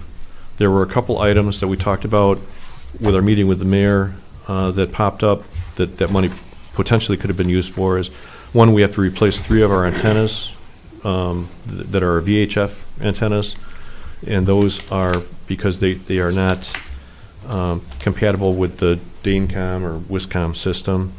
So those, I don't have the number in my head right now. I think that was around $2,000 or so. And then we also were talking about adding lighting at each of the dispatch consoles. What happens is when someone's talking on the phone or talking on the radio, people are constantly coming in and out, particularly when Sarah's working dispatch. I'll walk in, I'll start talking to her, and I'll see she's got the phone under her ear. What these lights do is they have like 3 lights. They have an amber light, a green light, and a red light. And each one signifies, like the amber, they're on the phone. Green, they're clear. Red, that means they're talking on the radio. So you're not interrupting someone while they're in the middle of working. And those are about $2,000. When we discussed it at our meeting with April and the mayor, there might be some building money left over that we could use for those antennas for this year. And then potentially we'd find some other money for the lighting in 2018. Anyone else? I do. Doug? So, sort of go back just in 2007, you got an additional dispatcher that brought you up to 5. You had that for basically a year and a half or something? Correct. And then that was due to a couple things, a budget freeze or hiring freeze, and he didn't get it back. And then in 2010, there was a trade-off for the 5th time, or the 5th dispatcher, in exchange for the changes in record management and computer-aided dispatch. Was that like a one-time trade-off, or was it the idea that those new systems are going to increase the efficiency of the dispatch so much that we didn't need the fifth one? We were going through a point where we were on the second system since I came to Monona in 2004, and it was called the New World system, and it was in conjunction with the City of Madison and I think 16 other agencies, and we were extremely frustrated because we just were not getting the technical support that Madison or some other agencies were getting. So we had been approached by the MPSIS group, and it seemed like they could take us on with very little additional IT that would be needed, and it just seemed to be a better product. And we're very happy with the products we've gotten using them, and the support has been, I would say, quite an improvement from the early days. So it was worth it, but it's an operations expense that you have to pay every year. So we traded a body for the efficiency of the equipment. Now, did that trade-off, in your opinion, equal out, that the efficiency increase, or was enough to justify not giving up a body? We had the extra person. Basically, we have. Why don't you explain the dispatch shifts and what that extra person did? So we have 4 full-time dispatchers now, one who's scheduled, it's a 5-2, 5-2, 4-3, so it's Monday through Friday, Monday through Friday, Monday through Thursday. And then the other 3 cover the second shift and the third shift. So one is straight second shift for a 5-2, 5-3 schedule, one is straight third shift, 5-2, 5-3 schedule, and then the third one, which is the worst shift, is the split between the two. So they work a 5-2, 5-3, but they'll work 3 second shift, 2 third shift, and then the next week, 2 second shift, 3 third shift. So that 5th full-timer was scheduled on like an 11 a.m. to 7 p.m. shift, except when they needed to cover, they were on a rotating shift as well, when they needed to cover the off days for the normal day shift dispatcher. Then they covered day shift on those weekends. So we had less part-time hours to fill, unless the rotation just happened to fall where she was on weekends off as well, and then we did have part-time hours. So there was, I guess, definitely a benefit of having those hours filled on weekends when that 5th person was there. And then they also were available to, if day shift took off, they could be bumped to day shift to cover that. So we weren't paying overtime for the other dispatchers or part-timers to try to fill those positions, as well as second shift. Generally, because that person covered a day shift, we wouldn't bump them to third shift and then expect them to have to come back onto a day shift later on. It just would be too disruptive to a sleep schedule to do that. But it did allow for some flexibility to go to cover day shift or cover second shift when there was time off requests. So you had, overall, you would have less part-time wages if you had the 5th, because Correct. you wouldn't need them as often. Okay. And then if I understood it correctly, and I may not have, if you had the 5th dispatcher, so right now, you have somebody who's sometimes, about half the time they're working second shift, basically, and the other half they're working third shift. And if you had a 5th dispatcher, would you be able to eliminate that, so you'd have people working basically the same shift all the time instead of trying to go back and forth between? That's a pretty drastic change. We might be able to, I'd have to look at the schedule and kind of lay it out, but we might be able to work it out where that 5th person could potentially be day shift, second shift, and then that third shift person, maybe we could do like a overlap 7P to 3A, so it was more consistent with the third shift. Okay. And then last thing, we just filled one of the full-time positions, correct, in August, I think? Mm-hmm. Yes. But that had been open since March?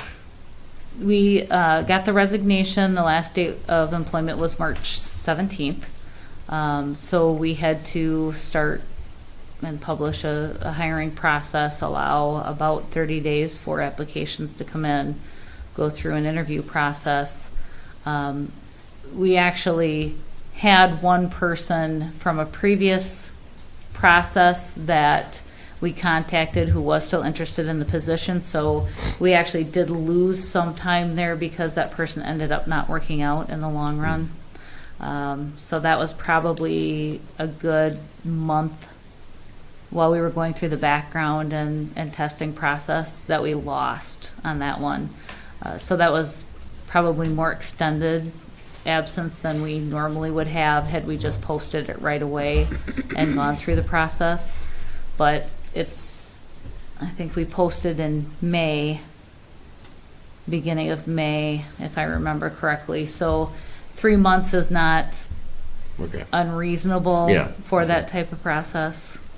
And when you were down that position, I assume you needed to have more part-time wages or hours? We had more part-time hours, and I did a lot of covering as well. Right, that's what I was going to ask about, how those hours were filled. Did you ever have any of the patrol officers also do dispatch? We had our community resource officer actually started as a dispatcher here with us, so he did fill in as well, occasionally when he was on shift, as well as not as much probably as I did, but he came in outside of his normal scheduled shift as well sometimes. And we also had a sergeant who would fill in sometimes when he was on shift or come in outside of his shift. We paid overtime for officers on a couple occasions. Yeah, we did. Anyone else? Well, I guess it seems to me that what was brought up was that there was a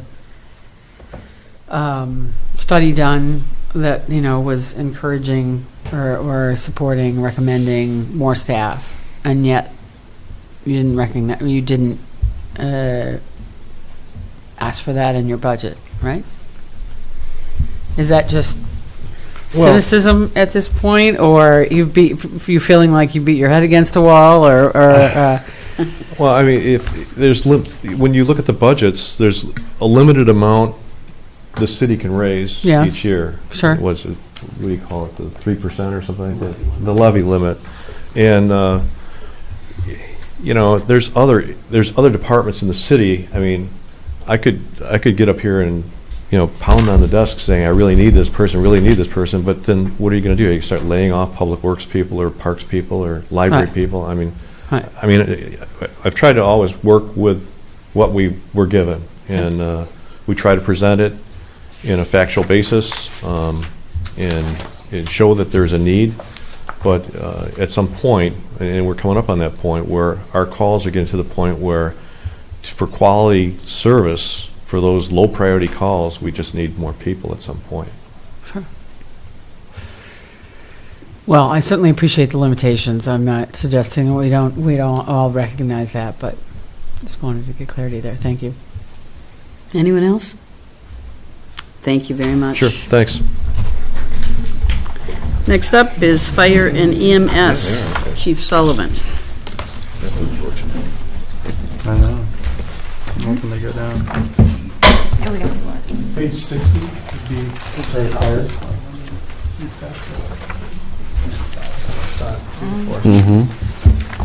What page did you say?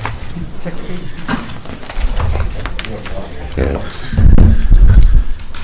Good evening. Mark said make it quick, so we will try to make it as quickly as possible. I don't want to say the elephant in the room, but the elephant in the room is we're obviously asking for more personnel also. I have been asking for more personnel over the past few years. I did do an operational budget highlight. I don't know if everyone, did they get, no.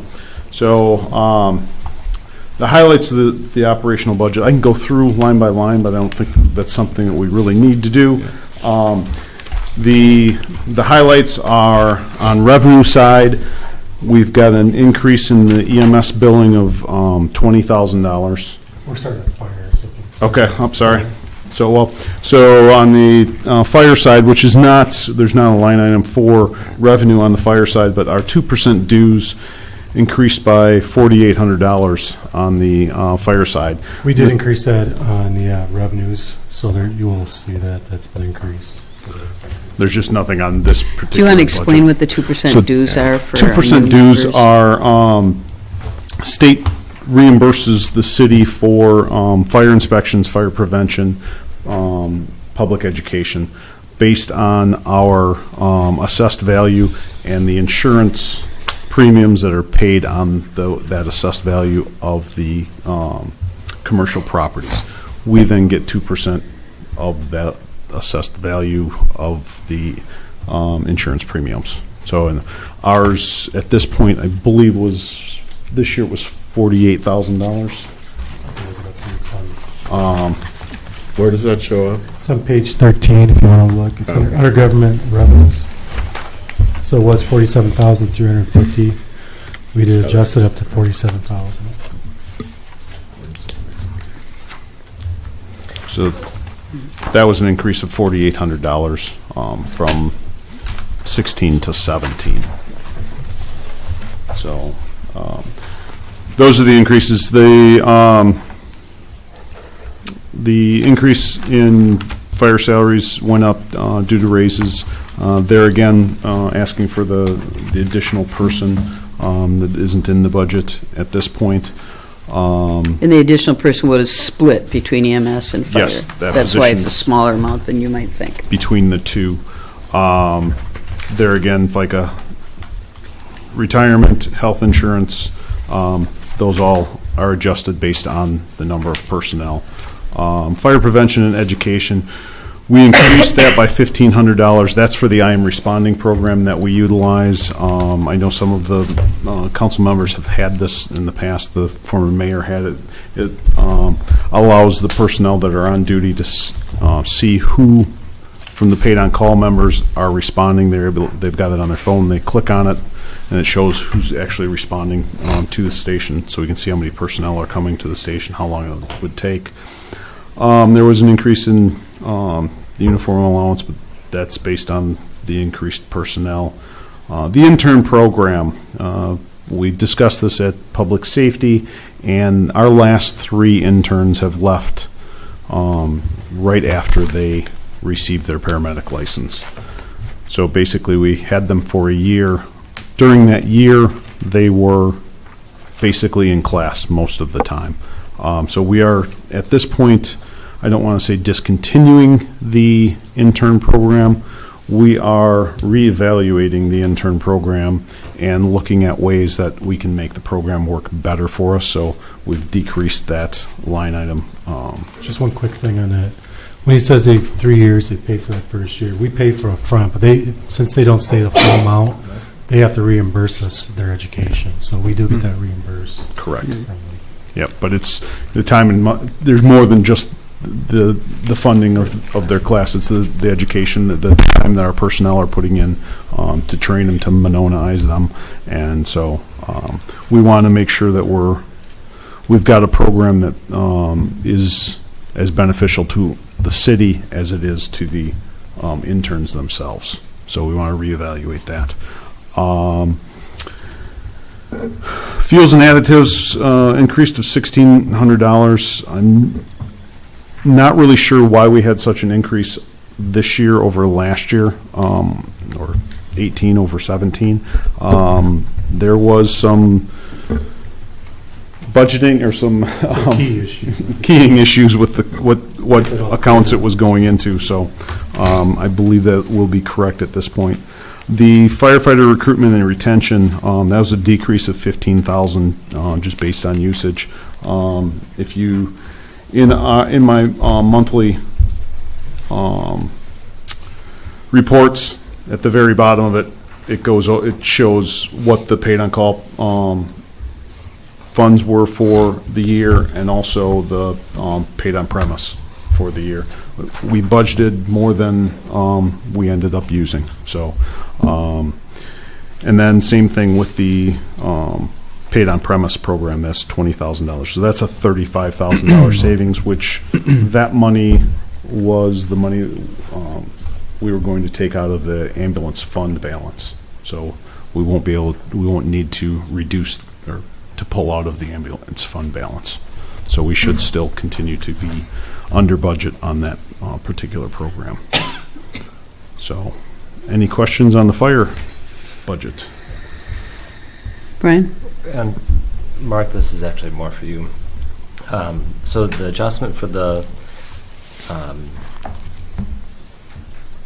paid on premise and recruitment retention by 35,000. Last year we had earmarked 35,000 from fund balance to cover, and so the reduction from 2017 to 2018 budget, if it were zero, would be down by 35,000, correct?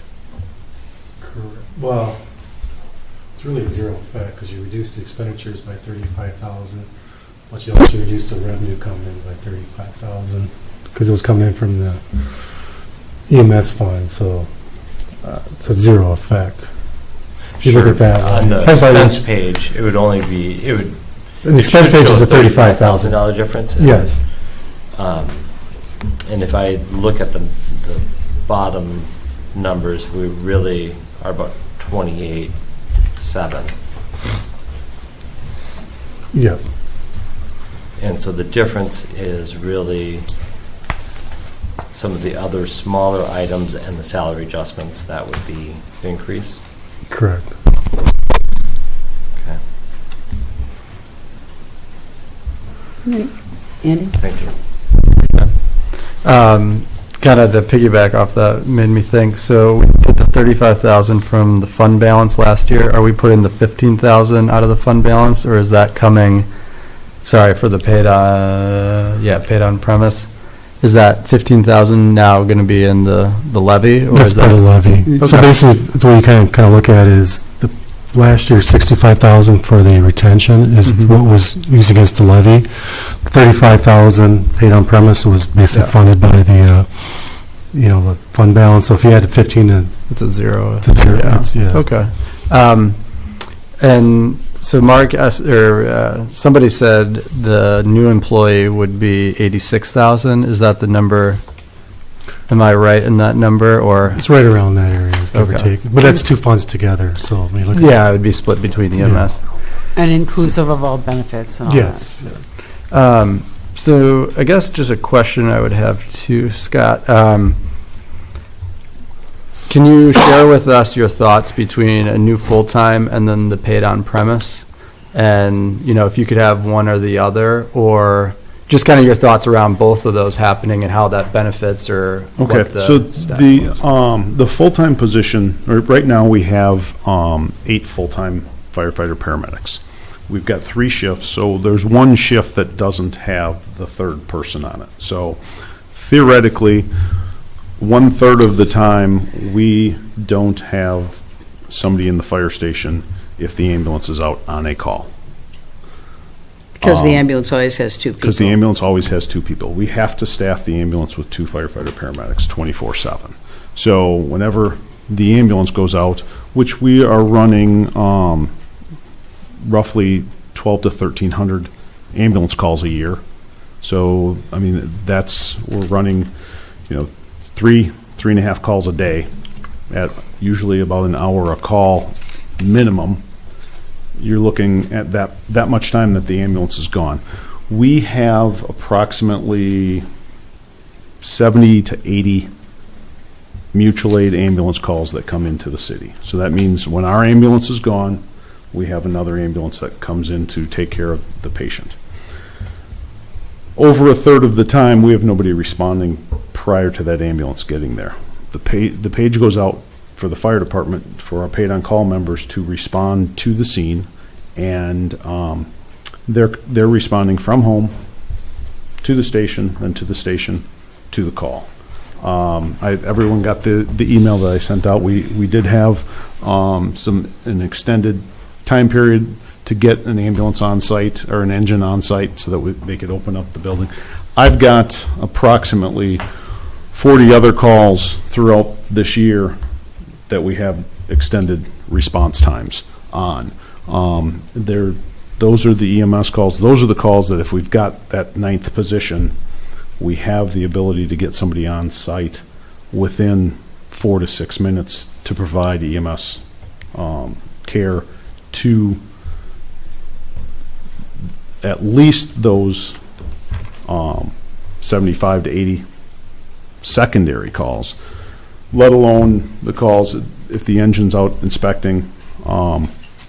They may be closer to a call than the ambulance. So that if we've got somebody on that engine, they've got the ability to do the care for that. When we look at back to whether or not the paid on call versus or paid on premise versus the career staff, that career staff we can guarantee when they're going to be there. The paid on premise, the paid on call is a voluntary choice that our members have the ability to make, whether they are whether they can respond to a particular call because of their job commitments, whether they're on vacation. We just don't know when they're going to be able to come. That's why we have 30 or so of them, so that we're hoping that we can get 10 or 12 of them, which on average we're averaging last month I thought I had that in here. I think our average responses number of personnel we're at like 7, and that includes our full-time personnel for our average calls. We have these 40. Some of these may be one person that's responding. The one call that I talked about where we had a 21-minute response time, we had one person that came in for that call. So going back to, it's when we talk about our volunteers, our paid on call members, it's not like volunteering for a different department or volunteering to coach your kids basketball, volleyball. You can schedule those times. This happens anytime, any day of the week, no matter what's going on. So when we look at from the paid on premise versus the full-time, it's two separate things. The paid on premise, or the career position that we're looking for, will fill so that we've got 3 personnel on each shift. Now does that guarantee us 3 people 24/7, 365 days of the year? No, because we still have sick leave and we still have vacations that there won't be coverage. But I'm hoping that our paid on premise personnel will then be able to see those shifts. Okay, we're open, we don't have somebody on that shift. They'll hopefully sign up for those shifts. Right now, we've got 54% of them this year because we did have one of our firefighters, one of our firefighter paramedics was out with a shoulder injury. So there were so many of them, it's almost overwhelming for them to go, okay, well, I can make that one work when there's so many of them. Hopefully they'll be able to see that, okay, there's only so many that I can fill that one, I can fill that one. So so when we look at it from the two different viewpoints, we need both programs. The career firefighter paramedic program guarantees us what days they're going to be there and 24/7. The paid on premise, paid on call then supplement that program so that we've got personnel. Like I said, the calls that, the structure fires, that type of call, we get personnel. The ambulance call in the middle of the night for the second ambulance, if our paid on call, paid on premise personnel have a big meeting at their normal job the next day, or have some other large commitment that they can't come into and be tired, they may decide, you know what, I don't have the time tonight to do that. It's very demanding because of the number of calls that we go on, and it's not just the 75 or 80 second ambulance calls. our ambulance also, if we've got any of our Delta level or Echo level, so our higher acuity calls, we page out the fire department to respond with us so that we've got personnel to help carry equipment, to help do CPR, to assist the paramedics with carrying the patient down the stairs or moving the patient. We may have to have one of our paid-on-call members drive the ambulance into the hospital so that both paramedics can be in the back of the rig working on the patient. So it's not just 75 or 80 calls for the year. It's, 150, 200 calls for the year. So I know it's not equal because obviously timing, but what you've seen on the paid-on premise currently, are those time slots being filled the amount that would be opened up potentially even with the additional person? Does that make sense? I mean, yes, I know again it's not equal, but it's not equal in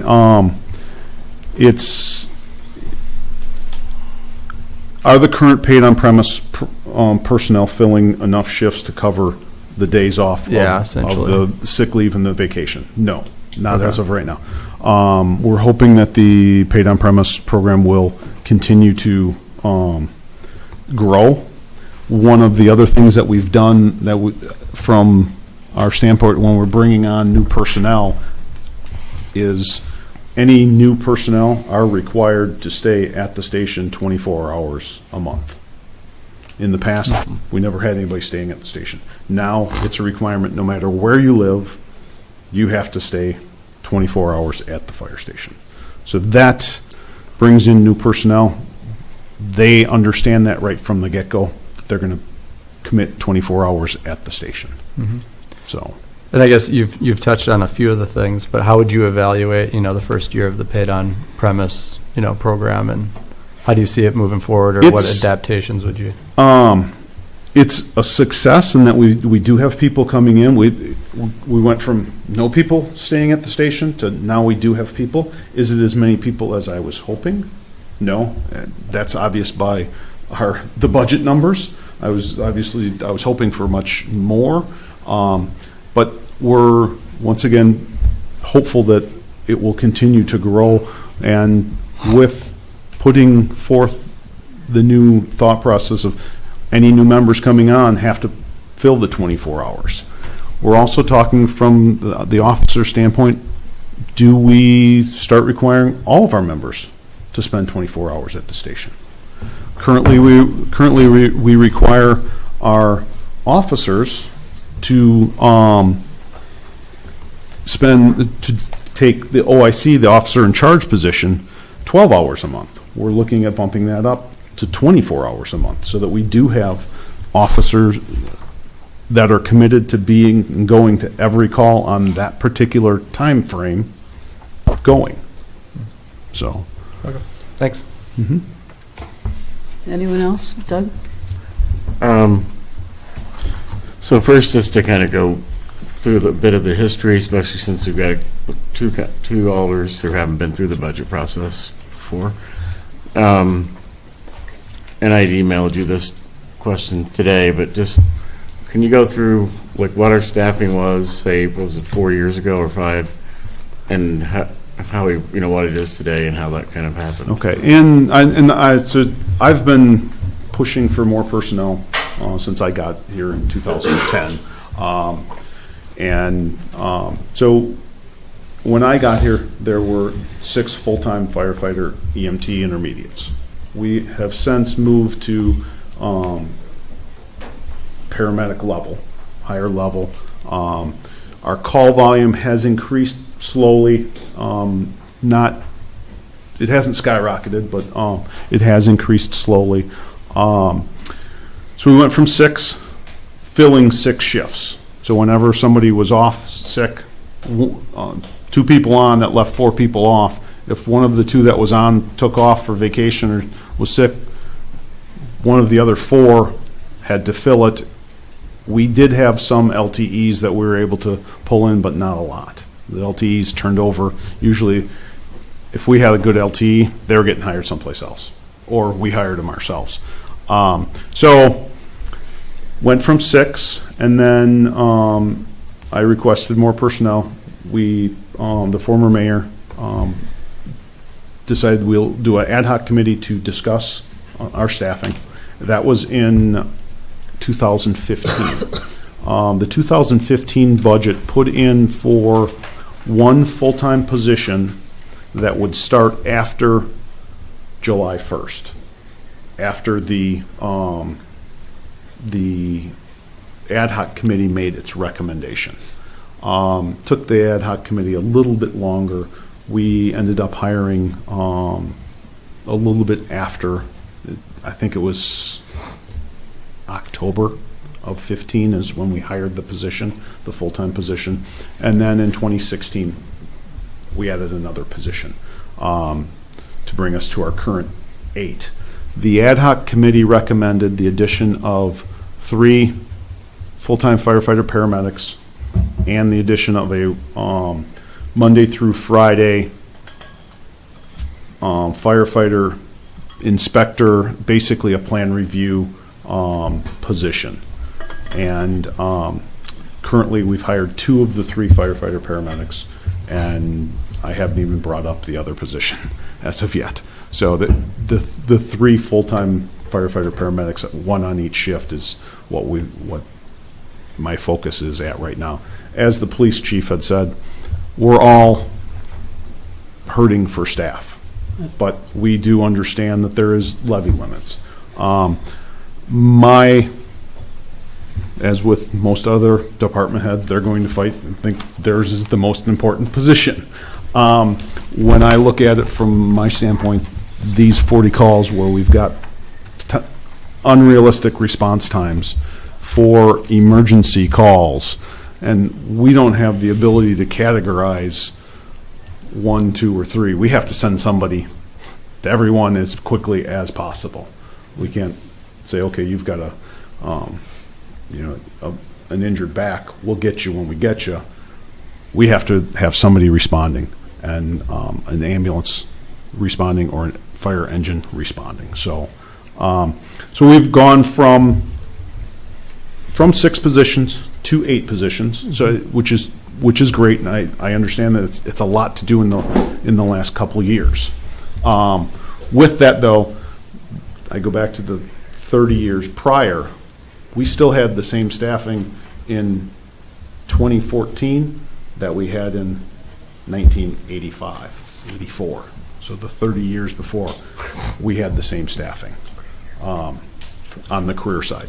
The volunteer side fluctuated and continued to decrease. We used to have 40 volunteer EMS personnel and 40 volunteer fire personnel. Well, they've now joined to where they're together, and now we've got 32 total, as opposed to 80 in the past.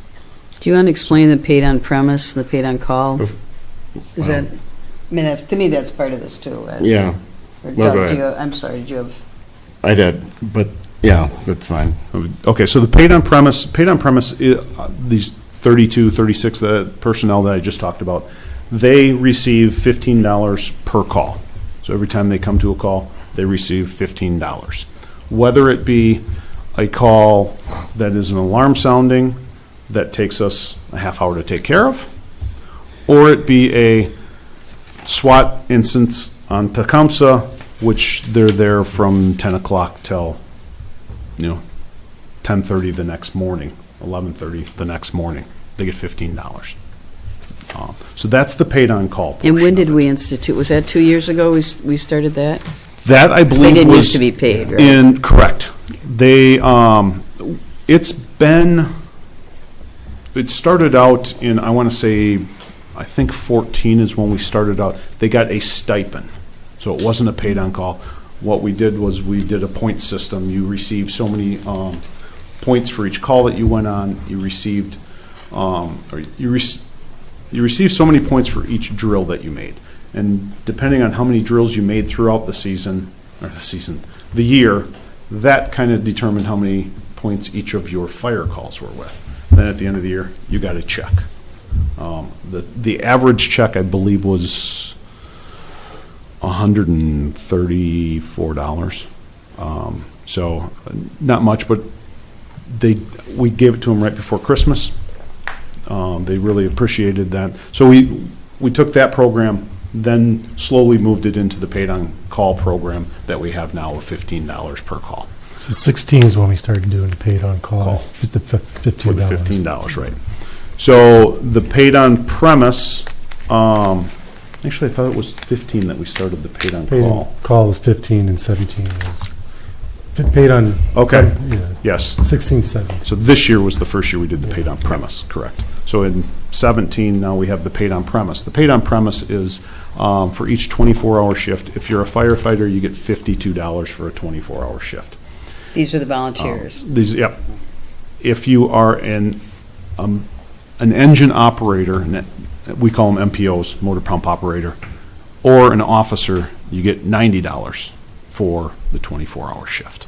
So, and that's a voluntary basis. You sign up for the shift, you come in and work the shift. So those are the two programs that are supplementing the career staffing.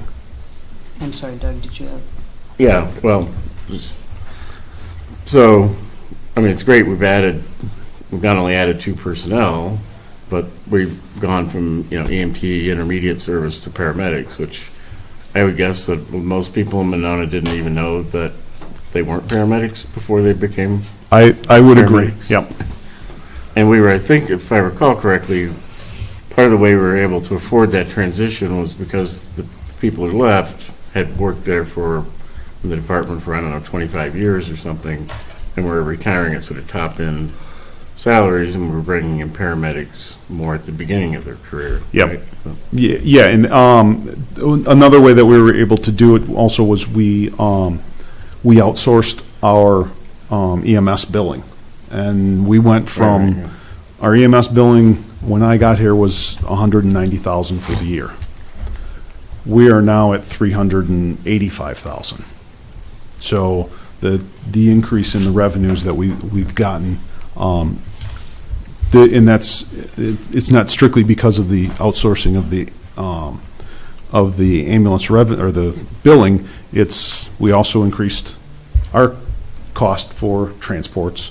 We're able to do a better job of recovering and recouping the costs of our medications, our bandages, that type of stuff. So that's all part of being able to increase those revenues. Okay, so the last question is, so when we got 2 shifts that have 3 people on and 1 shift that has only 2. So if you say, if one of the shifts where you've got 3 people on and you get a call, 2 of them go out on the ambulance, or 1 takes the ambulance and 1's in the fire truck, or? Say that the first part again, on the shift where So there's the only shift 2 where you- people? No, shift where you have 3. Okay, the shift where we have 3, So if it's an ambulance call, the 2 of them will take the ambulance and go on it, and depending on the level of the ambulance call, if it's an alpha call, the engine doesn't need to go with them. So we'll have 2 on the ambulance and 1 on the engine. If it's a structure fire where it's a confirmed structure fire, we will have all 3 of them hop on the engine and go to the call. If it's an alarm sounding, 2 of them hop on the engine, 1 hops on the ambulance, and they all go to the call with the 2 vehicles. On the shift where we only have 2 people on, if it's an ambulance call, they get in the ambulance and go, and the station's not covered unless I'm there or one of the paid on-premise personnel are there. If it's a fire call, alarm sounding, something like that, 1 hops in the engine, 1 hops in the ambulance, and they go to the call. If it's a structure fire, they abandon the ambulance at the station, they both hop out on the engine and go to the call. That being said, going to a call with either 1 person in the vehicle or 2 people in the vehicle is still very unnerving if you're going to a structure fire. So this helps that we're getting the truck there quicker for the structure fires. The real benefit of this, the third position, is for the EMS calls, so that we've got personnel responding immediately, quickly, to provide the EMS care, the patient care, to as quickly as possible.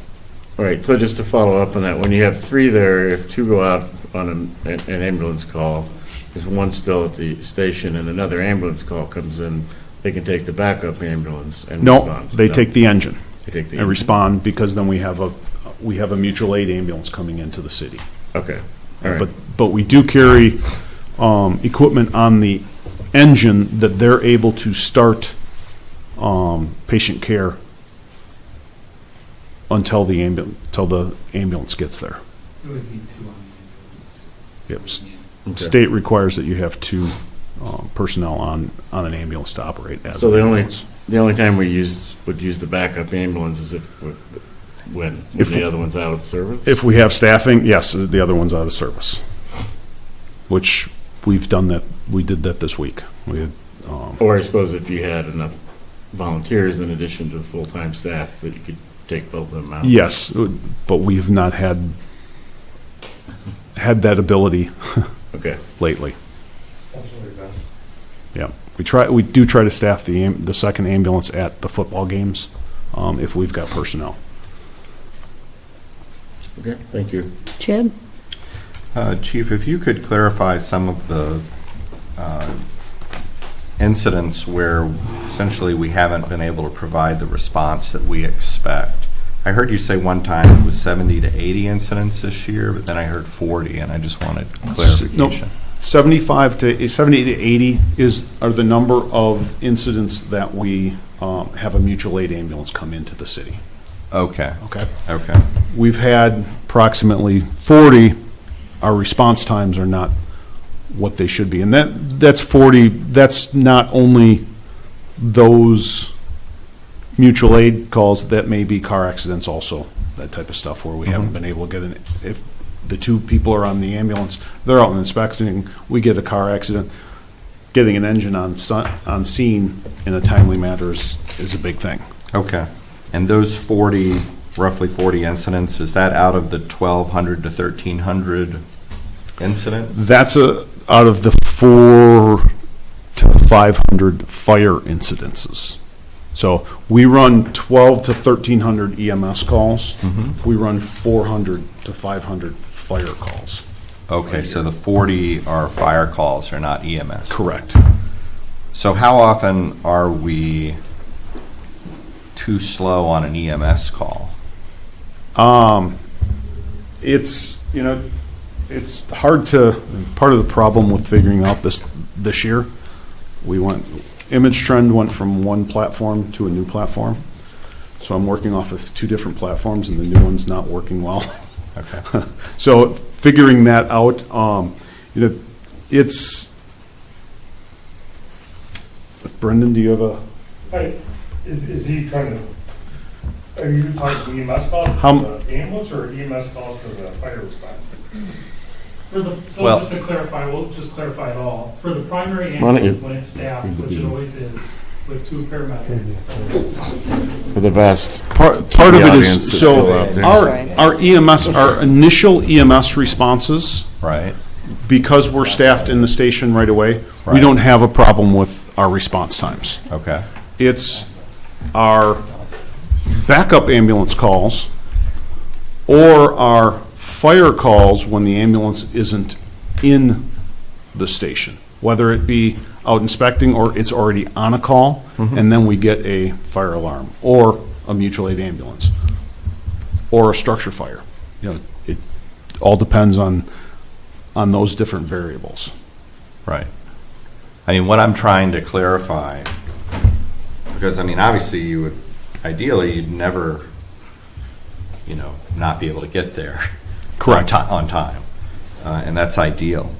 But in the world we live in, where obviously we're not able to, even as a city, we don't have the choice to provide the excellence, 100% expected service that we might choose. we're not even given that Right. privilege if we were to make that choice. Our city has chosen that we're a combination department, so we are utilizing both career personnel and paid-on-call volunteers.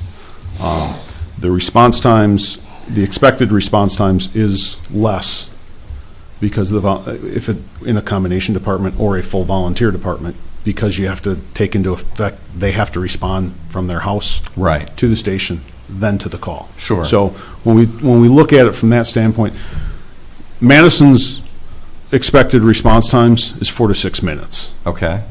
Our expected response times is 9 minutes. Okay. So we take that into consideration that there's a difference because we're not staffed all the time. Sure. It's the response times that are above the 9 minutes that concern me. So I guess what I'm trying to get a handle on, and again, this is just within the context of, how in this world of constrained resources, what percentage of the time is what I'm trying to gauge. Are we not able to meet that 9-minute time expectation? Roughly. I mean, I know. Approximately 10%. Okay. And that actually might be a little bit on the low side. That I went back just trying to keep things as recent as possible because we don't want to claim the sky is falling. We just want to let you know, just like that recent call where we had a 25-minute response time. Right. A lot of our call times based on this program are averages. So most of our calls, when we do have the engine staffed and the full-time staff isn't on another call, we're responding right away with that engine. We're on the truck and out the door within 1 or 2 minutes, and we're on scene 5 to 6 minutes, being very comparable. But it's those calls when Med 60 is out of the building and that engine is not staffed with a driver. A lot of times we might have a paid on-premise person on scene, but if it's a firefighter that's there that's being required, they might not be a driver, has to wait for a driver to show up. Unfortunately, we're light on drivers right now too, which is another strong push for our full-time position, is that there's times where we've got 3 people in the station and we're not able to get the engine out the door because we don't have a driver for that engine to even show up. So it's just another reason why that 9th full-time position is really important to the department and getting to those calls. Most of the calls that I've just pulled, those are just 40. A good portion of those are just in like the last 2-3 months here, with some other ones just kind of mixed in where they're real extravagant numbers. It's a car accident. Med 60 responds to a call. They don't have any extrication equipment. They're just trying to do patient care. The EMT doesn't get on scene for 15 minutes, after that initial 911 call. So if that patient's trapped, anything else, that patient, depending upon what their injuries are, it's real important that we get them out as quick as possible. With that engine being staffed and getting on scene right away, gives us a chance to get access to that patient and start patient care right away. So it's probably a little bit higher than 10%. That you're probably figuring numbers like, how often can we possibly get away with not having something catastrophic happen without adding that position. But it's tough I'm just trying to think of just a couple other examples. Our average response time, so when we talk about our average response time is 6 minutes and 6 seconds. Okay. So based over the whole thing. Now, that being said, that doesn't, for the person that got the 21 or 25 minute response time, doesn't help them. Sure. That they weren't the average. That's why we're trying to limit those, those outliers. That it's the 10% right here that's really important, which that, like I said, that 9th position really helps us with. It's the 10% where somebody's not getting emergency when they call 911 and getting what they expect. They're not getting what they expect when they're getting there 10, 12, 15 minutes after they've called 911. Those are the call. It's it's a small number. 10% might seem like not a very big number, but when it's an emergent situation, that 10% is huge in my opinion. The other thing I want to help get a handle on is that, and I want to put this in context for our newer alders. we're in a somewhat unique situation. I mean, we're a very small city surrounded by a municipality that's 25 times our size. And, they've got fire and EMS, and there's a lot of mutual aid scenarios that are going on. So part of what is happening inevitably, just like we talked with the police department about, dealing with accidents on the belt line, you guys are responding to those accidents too. And yet it's the belt line. It's bringing people in from all over Dane County and around the state. So how often are we going out on mutual aid calls that are not in Monona and vice versa? Help us understand that part of this. I don't have the specific numbers on that, but I can tell you the last time that I did look, we receive mutual aid about 3 times as much as we provide mutual aid. Okay. So, and that was one of the things that we talked about when we did the ad hoc committee. Right. So how much are we being a good neighbor? We are receiving 2 to 3 times more mutual aid than we are giving out. Right. When we talk about the size of our city, at the last, I think I just got the sheet today, I think it was 7827 or something like that for our population. Our police and our fire are responding to the same amount of calls as populations that are 25,000 in size. Our city's population swells in size during the daytime. Just WPS. Look at the number of people that are at WPS. Right. It swells. So we have to still try to provide the services that are expected, not based on, if we were in Dane, you don't have that swell of the population, so you're not having the number of calls. We're having the same number of calls as cities that are, 2 to 3 times the size of ours. So so that makes sense to me, and so what I'm trying, and we as a council have to put our heads around, is to what extent is that to be expected, given all those things we just talked about. We are a small city that's part of a much larger metropolitan area. We do increase in numbers every day by virtue of the employment that is provided here. We have busy corridors which are going to demand fire and EMS and police response. And so on the one hand, we have a greater demand for our services, but then we also have mutual aid, which we would expect to have, given that this larger municipal system that surrounds us is in large part responding to the population that is part of us, of all of us. So that's what I'm always struggling with, because I want to make sure that we're paying our fair share, that we're providing the services that both our community needs and that the larger community we're in, that we're doing what we should do, that we're not getting by on Madison's, that we're not kind of free riders in part to the larger services they provide. And that's where I'm always struggling to understand, where do we really fit in this? How, and I don't know how we do that, but I would almost like to know, what is Madison spending per capita on fire and EMS compared to us, for example? That's a statistic that would be interesting. I can get you that. Okay. That actually is in the, trying to think what booklet it is, the Wisconsin Taxpayers Alliance. They put it out, I believe, every year, and it shows what each municipality pays for its fire protection.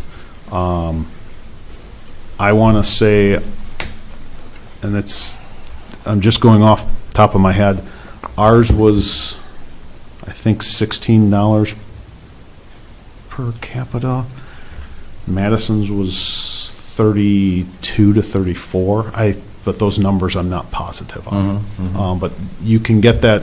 It's a book. You have to purchase the book, and I believe it's from the Wisconsin Taxpayers Alliance. They do all of those comparisons. Okay. Anyone else? Can I have one last question? Sure. So what happened on these 10% of the calls? What happened to mutual aid? Mutual aid comes, but depending on it's the time that it takes for us to get on city. We have a lot of buildings that the mutual aid can't get in the building until we get there with our Knox box key. And we talk about, well, can we give them one of our Knox box keys? We don't know if it's going to be Med 5, Med 6, McFarland.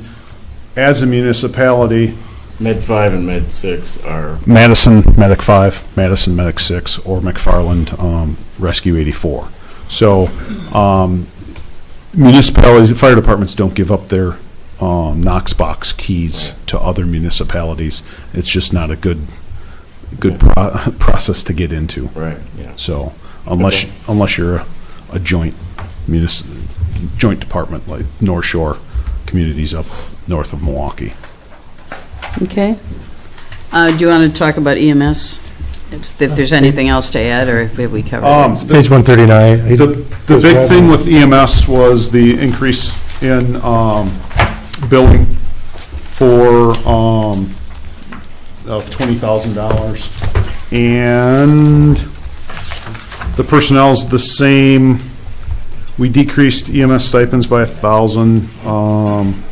Service contracts went up by 2,000 based on they get a percentage of what we bring in. We decreased the intern program. That was $9,500. So those were the main highlights of the EMS.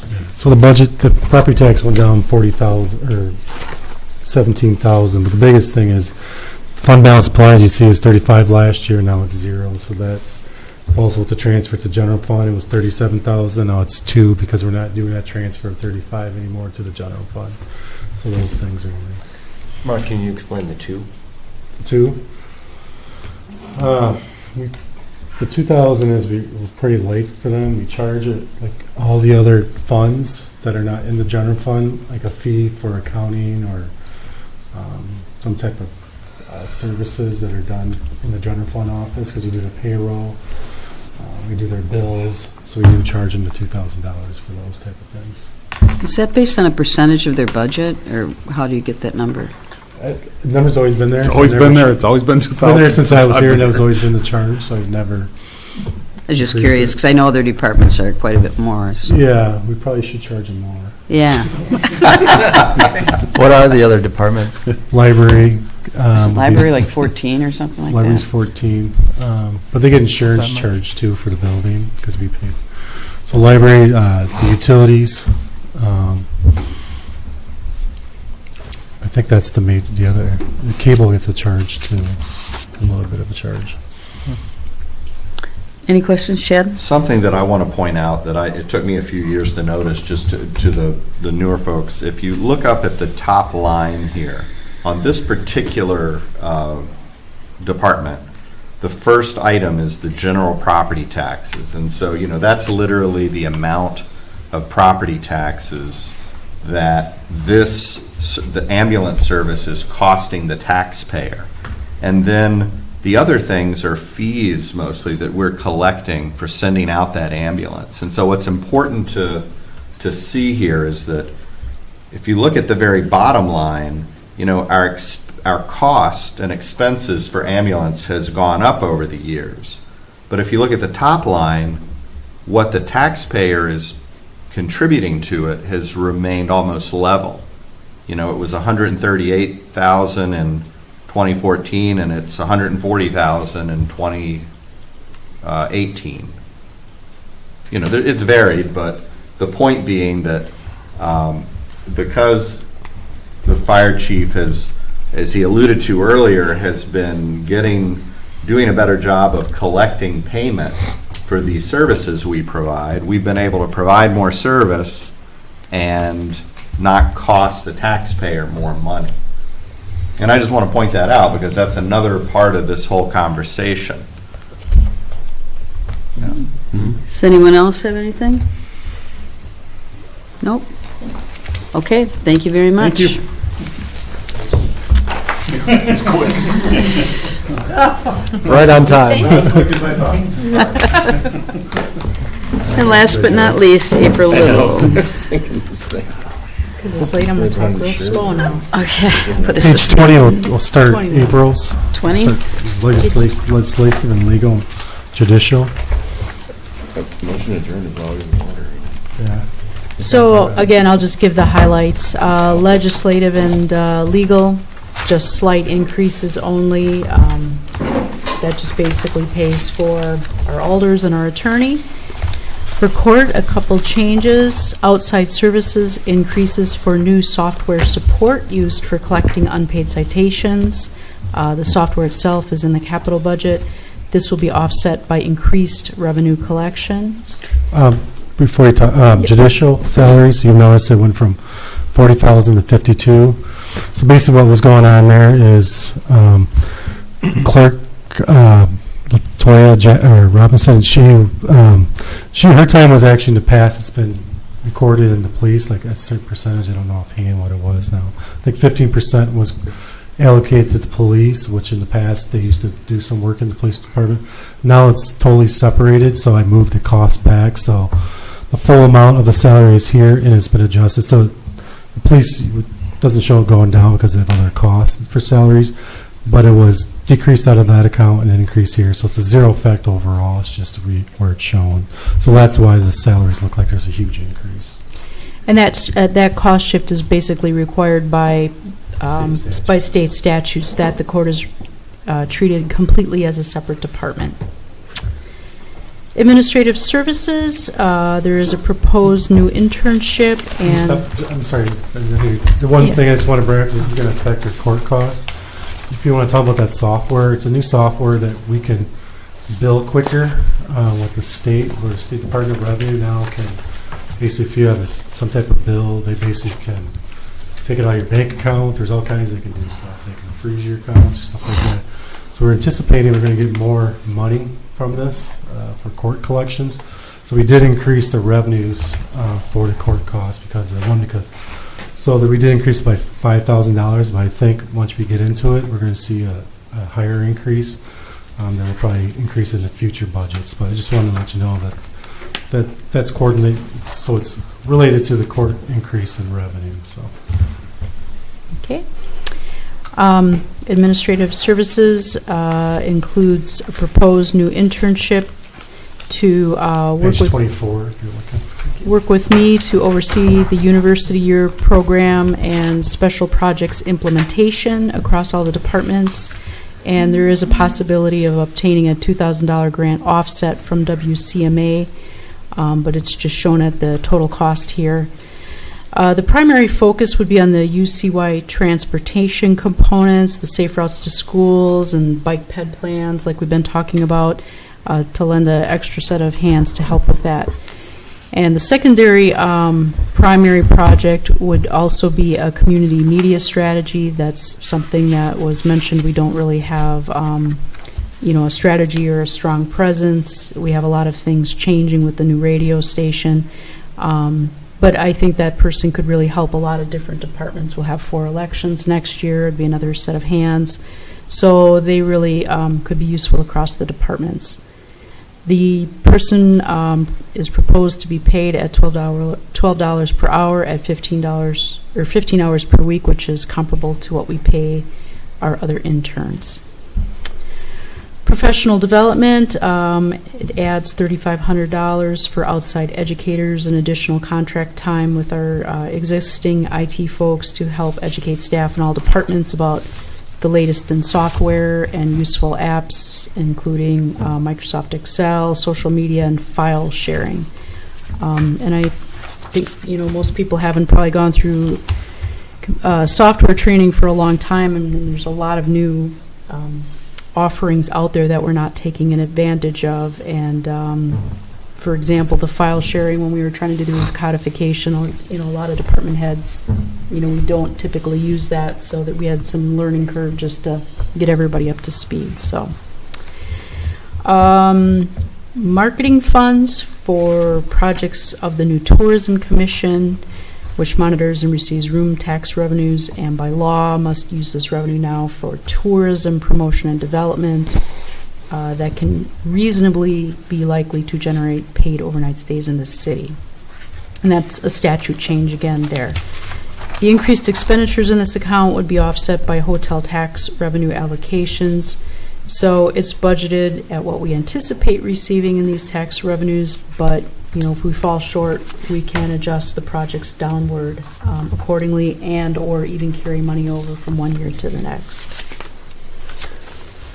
I had a question about that one. Yeah. I mean, wouldn't that, I don't know the legalities or the whatever, wouldn't that have to be a special fund? Because, I mean, I've been thinking about that. because I'm just thinking, it's the Tourism Commission that will approve this money going to these things.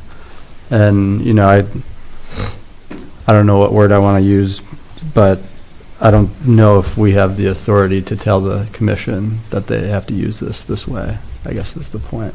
Mark? Yeah, I've been grappling with that kind of question more, just should it be a separate fund altogether? So I think maybe it might be a change as far as that part. Because I think it's really, if you don't spend it either, there would be a balance in there too.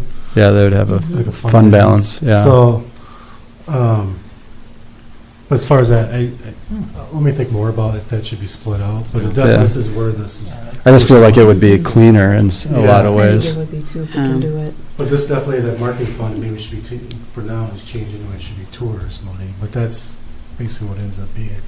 But I definitely agree, I need to do a little bit more research on that, make sure if that should be separated or not.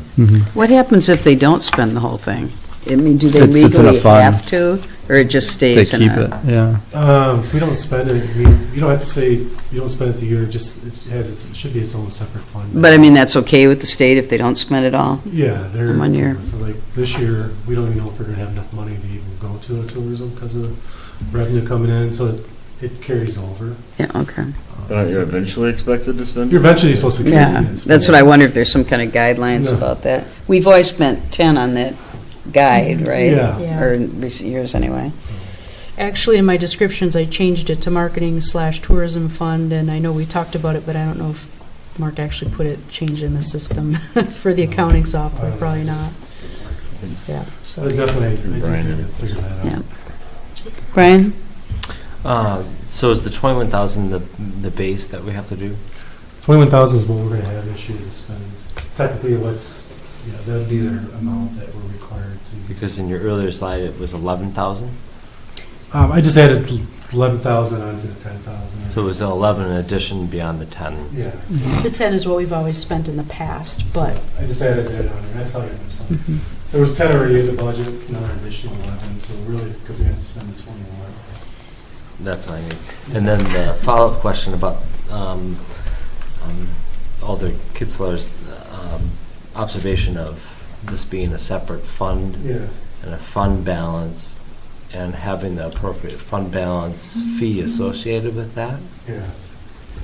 Like we do with all our other fund balances, to make sure that... I'm going to look into it, the more I think of it, because I've been thinking about it here for a little bit before that. I think it should be probably its own separate fund, so it can be separated. And a clarification of the tourism board commission, I can't remember which official title. Commission. Yep. They have the authority to direct those funds, but they need to be approved by council. Not that I'm aware, I believe it's. Yeah, I mean, I think the statute says that the funds go directly to the commission, and the commission decides where it's spent. They're responsible for reporting to Department of Revenue, so if they do wrong, it's really the Department of Revenue that comes down upon us. So it's the commission that gets to decide, but not the entity in which we contract with. Correct. Yep. It doesn't have to be spent Right. with that entity. Right. But the commission decides where or what it goes to. And that's why we had two, basically, an alder and myself are on there to make sure it's spent at kind of where the council wants it to be spent. Some accountability, yeah. Does that make sense? Chad? So Alder Moore and I have been talking about, how does the city possibly add some staff to help with our marketing and other efforts? And it occurs to me that, marketing the city is part of this potential kitty of funds, and yet we don't control what this is spent on. And so I'm just raising this issue now because I know this fund will grow, and I don't know to what extent that commission will settle on particular projects or priorities, but that seems like a possible convergence. And I don't know how that works. I don't know if we advocate for it or we say, look, we're not able to properly, or, the city would benefit from having this to enable us to be a true partner this particular issue I'm talking about is, how everyone on city staff essentially has to update their websites and create flyers and, But of course, a lot of that, I don't know if you can justify it as tourism spending. That's the problem. The goal is we're supposed to be putting, what do they say, heads in beds, right? Right. So it's all supposed to be geared to more people staying in our hotels and things that draw them there. So I think that's kind of hard. Well, and to be fair, I mean, we're kind of starting at ground zero because I don't even think that we have a web page right now that's like visit Monona. Right. Okay. Where do you go, eat, stay? Yep. Other than the brochure. Right. So we're really. Okay. We have a long way to go. Yeah. Fair enough. We're working on it. No, anecdotally, so you bring up a very valid point, because I know anecdotally MESBA has brought up, well, maybe they would hire a new individual if these funds were, and then, would try to create more draw into Monona. So, but how do you, and this, again, stuff we'll have to figure out as a commission is that sustained funding, or, it would essentially have to be voted on every year. And so do you hire somebody on, the idea that you might not have it next year? So it's very fuzzy. And so, but you bring up a valid point of how do we go about doing that? Because I know other municipalities, that's how positions are funded, so. Well, and frankly, if we get another hotel, we could be looking at a lot more money a lot quicker, so.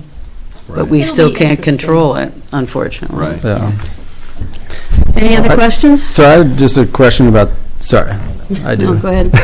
I have a question about the intern. So you mentioned that it's going to be working with the UCY, and one of the projects specifically, you said the pedestrian access and safe routes to, how does that all fit with what we are going to talk about maybe on Monday at the capital budget level of that contracted services that was kind of two parts? That person would be Dan kind of and- helping to Yeah. run that committee, is what Because- we're Be the assisting in the coordinator, coordinating Yeah, of it. so because I asked, because I think one of the justifications for some of that money was coordinating by a consultant. So how? Well, it's does- kind of two different things. The Yeah. consultant really isn't going to be coordinating, right? They're going to be more of an expert. I would say that. Design and engineering Which kind of one, thing. which thing are you talking about, the pedestrian bike lane? Yeah, I mean, Yeah. she mentioned that the And the- intern would help out with that project, and so. Oh. We're I was thinking this wondering would how be it yet all- another thing that Brad is going to be involved in Mhm. coordinating the committee meetings and Oh. things, and he only has so many Yeah. hours in the day. Setting up, Right, okay. setting up meetings, liaison with the consultant, typing up minutes, Yeah. doing research, Yeah. if we have to call other cities. But the, like the Strand or whoever it is that we would hire, we would propose solutions and they would look at the feasibility and, that kind of thing, so. Gotcha. And that isn't the only thing this person, the intern, would be doing. I'd have them be doing just about everything. Yeah. They're good, so. So, any other questions? You've got administration, general government. I guess we haven't. Assessment, I think, is the next section. Yeah, what page is that? Assessments, page 42. This is the third year of our contract, of a 4-year contract with Accurate Appraisal, so that price is dictated by contract. Don't know if there's any questions there for our newer alders. How long is the contract for? 4 years. And it's split evenly through all the years, I believe, so. And that's going okay? So far. Okay. Well, you know, depends on who you ask, if you're trying to sell your house or if you're trying to buy a house. A lot of rogue assessment. Any other questions? Pardon? Because you have beautiful lake property. Yeah. Yeah. Page 45, that's insurance. No real substantial changes from 1 year. It's almost exactly the same as the other one, and that's all of our insurance through CIVMIC, liability, automobile, bonds, and then we have property insurance through a separate company of CIVMIC, which is MCIC. So, does the city get an experience rating, like just like a private employer? Yeah, and that goes into the calculation of the rates, and I think we have not had any major claims in the last few years, and that's helping our rates. Are we below 1? We're way below 1. Okay. We actually have a really good one because we don't have any claims at all. Okay. Very few claims. I just got actually the last quarter reports. I put them in the file, by the way, and I don't think we have any open right now that I'm aware of. Is it like 0.7 or something? It's around 0.7 or 7.5 or 7.75. Okay. Yeah. I know we're one of the lower ones for our type of size municipality. Right. Or city. Okay. Usually with, just having a public works and a police department alone, there's, it's just, they're kind of intensive services, let's just say. Sure. The biggest thing is when we lost brush collection. Okay. Because that one actually, there was less worker comp claims after that. Right. Yeah, it makes sense. You got like the wood chipper or whatever? Yeah. Yeah, I think that's, anyone who's seen Fargo. Let's not think about that, yeah. That is a dangerous piece of equipment. When you do an inspection. That person was already dead. Whole new bargaining chip. Anything else on insurance? 0.78, Chad. Yeah, focusing on me. 0.78 on that. Okay, great. No, the last thing is inspections on page 68. And as Mark I'm sorry, 67. I always seem to go back and refer the page.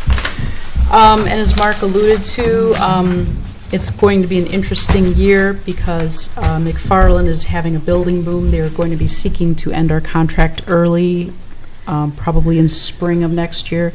So we've already started looking at different options. Private firm, hiring our own, sharing with another community. I've reached out to Cottage Grove, for example. And another suggestion that came in today was seeing if we could combine building inspection with fire inspection, which I hadn't actually even heard of before, so that would be a new one that we could take a look at. The other thing that we have going on, as those of you, especially in Planning Commission, know, we have some fairly good-sized projects proposed, including a hotel and a development on Monona Drive. There are some concerns about those developments. So whether they go or whether they don't go, I mean, there's a lot of things really in flux right now. So any number I give you would be a guess at best. But when I really looked into the history, what I found real interesting about our building inspection program in general is within the last couple of years, we've had years where if you look at the expense of building inspection, code inspection, and electrical versus the revenue that we get for all the permits except for zoning, we break even.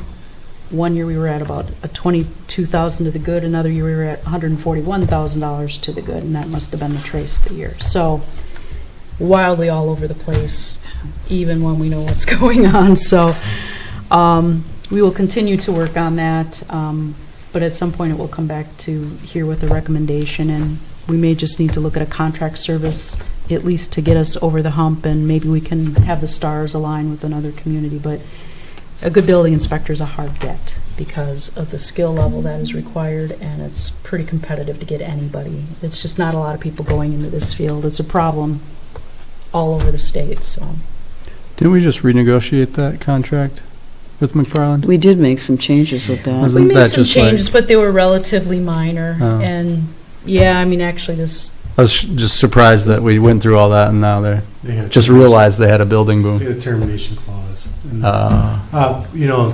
3 years ago, we had this, we actually, it was 50/50, and we actually took them for the inspector for one extra day. So we were actually doing really well, and because Farland wasn't moving at all. And all of a sudden, since it's their employee on their books, they now have a boom there, I guess, so that's going to change. we've already cut back this year on Wednesday. I think we're having a little hard time keeping up, but, you know. And I think no matter what, if we go with another community, we'll kind of always have this problem to some Right. extent. Cottage Grove obviously is doing a lot of building too, if we were to go with them, so. Surprisingly, much fewer building permits than we have, though. I was shocked when they sent me their numbers, and I think it's because they have newer housing stock. So I don't think they're doing the remodels and the tear Right, downs that's like probably we are true. doing, so I was quite surprised. But they do have some big projects coming down the pike, so. Any other questions about that? I think we're done then. Now, Joan, do we need to vote on adjourning? Yes. Right? Move to adjourn. All in favor of adjourning, say aye. Aye. Opposed?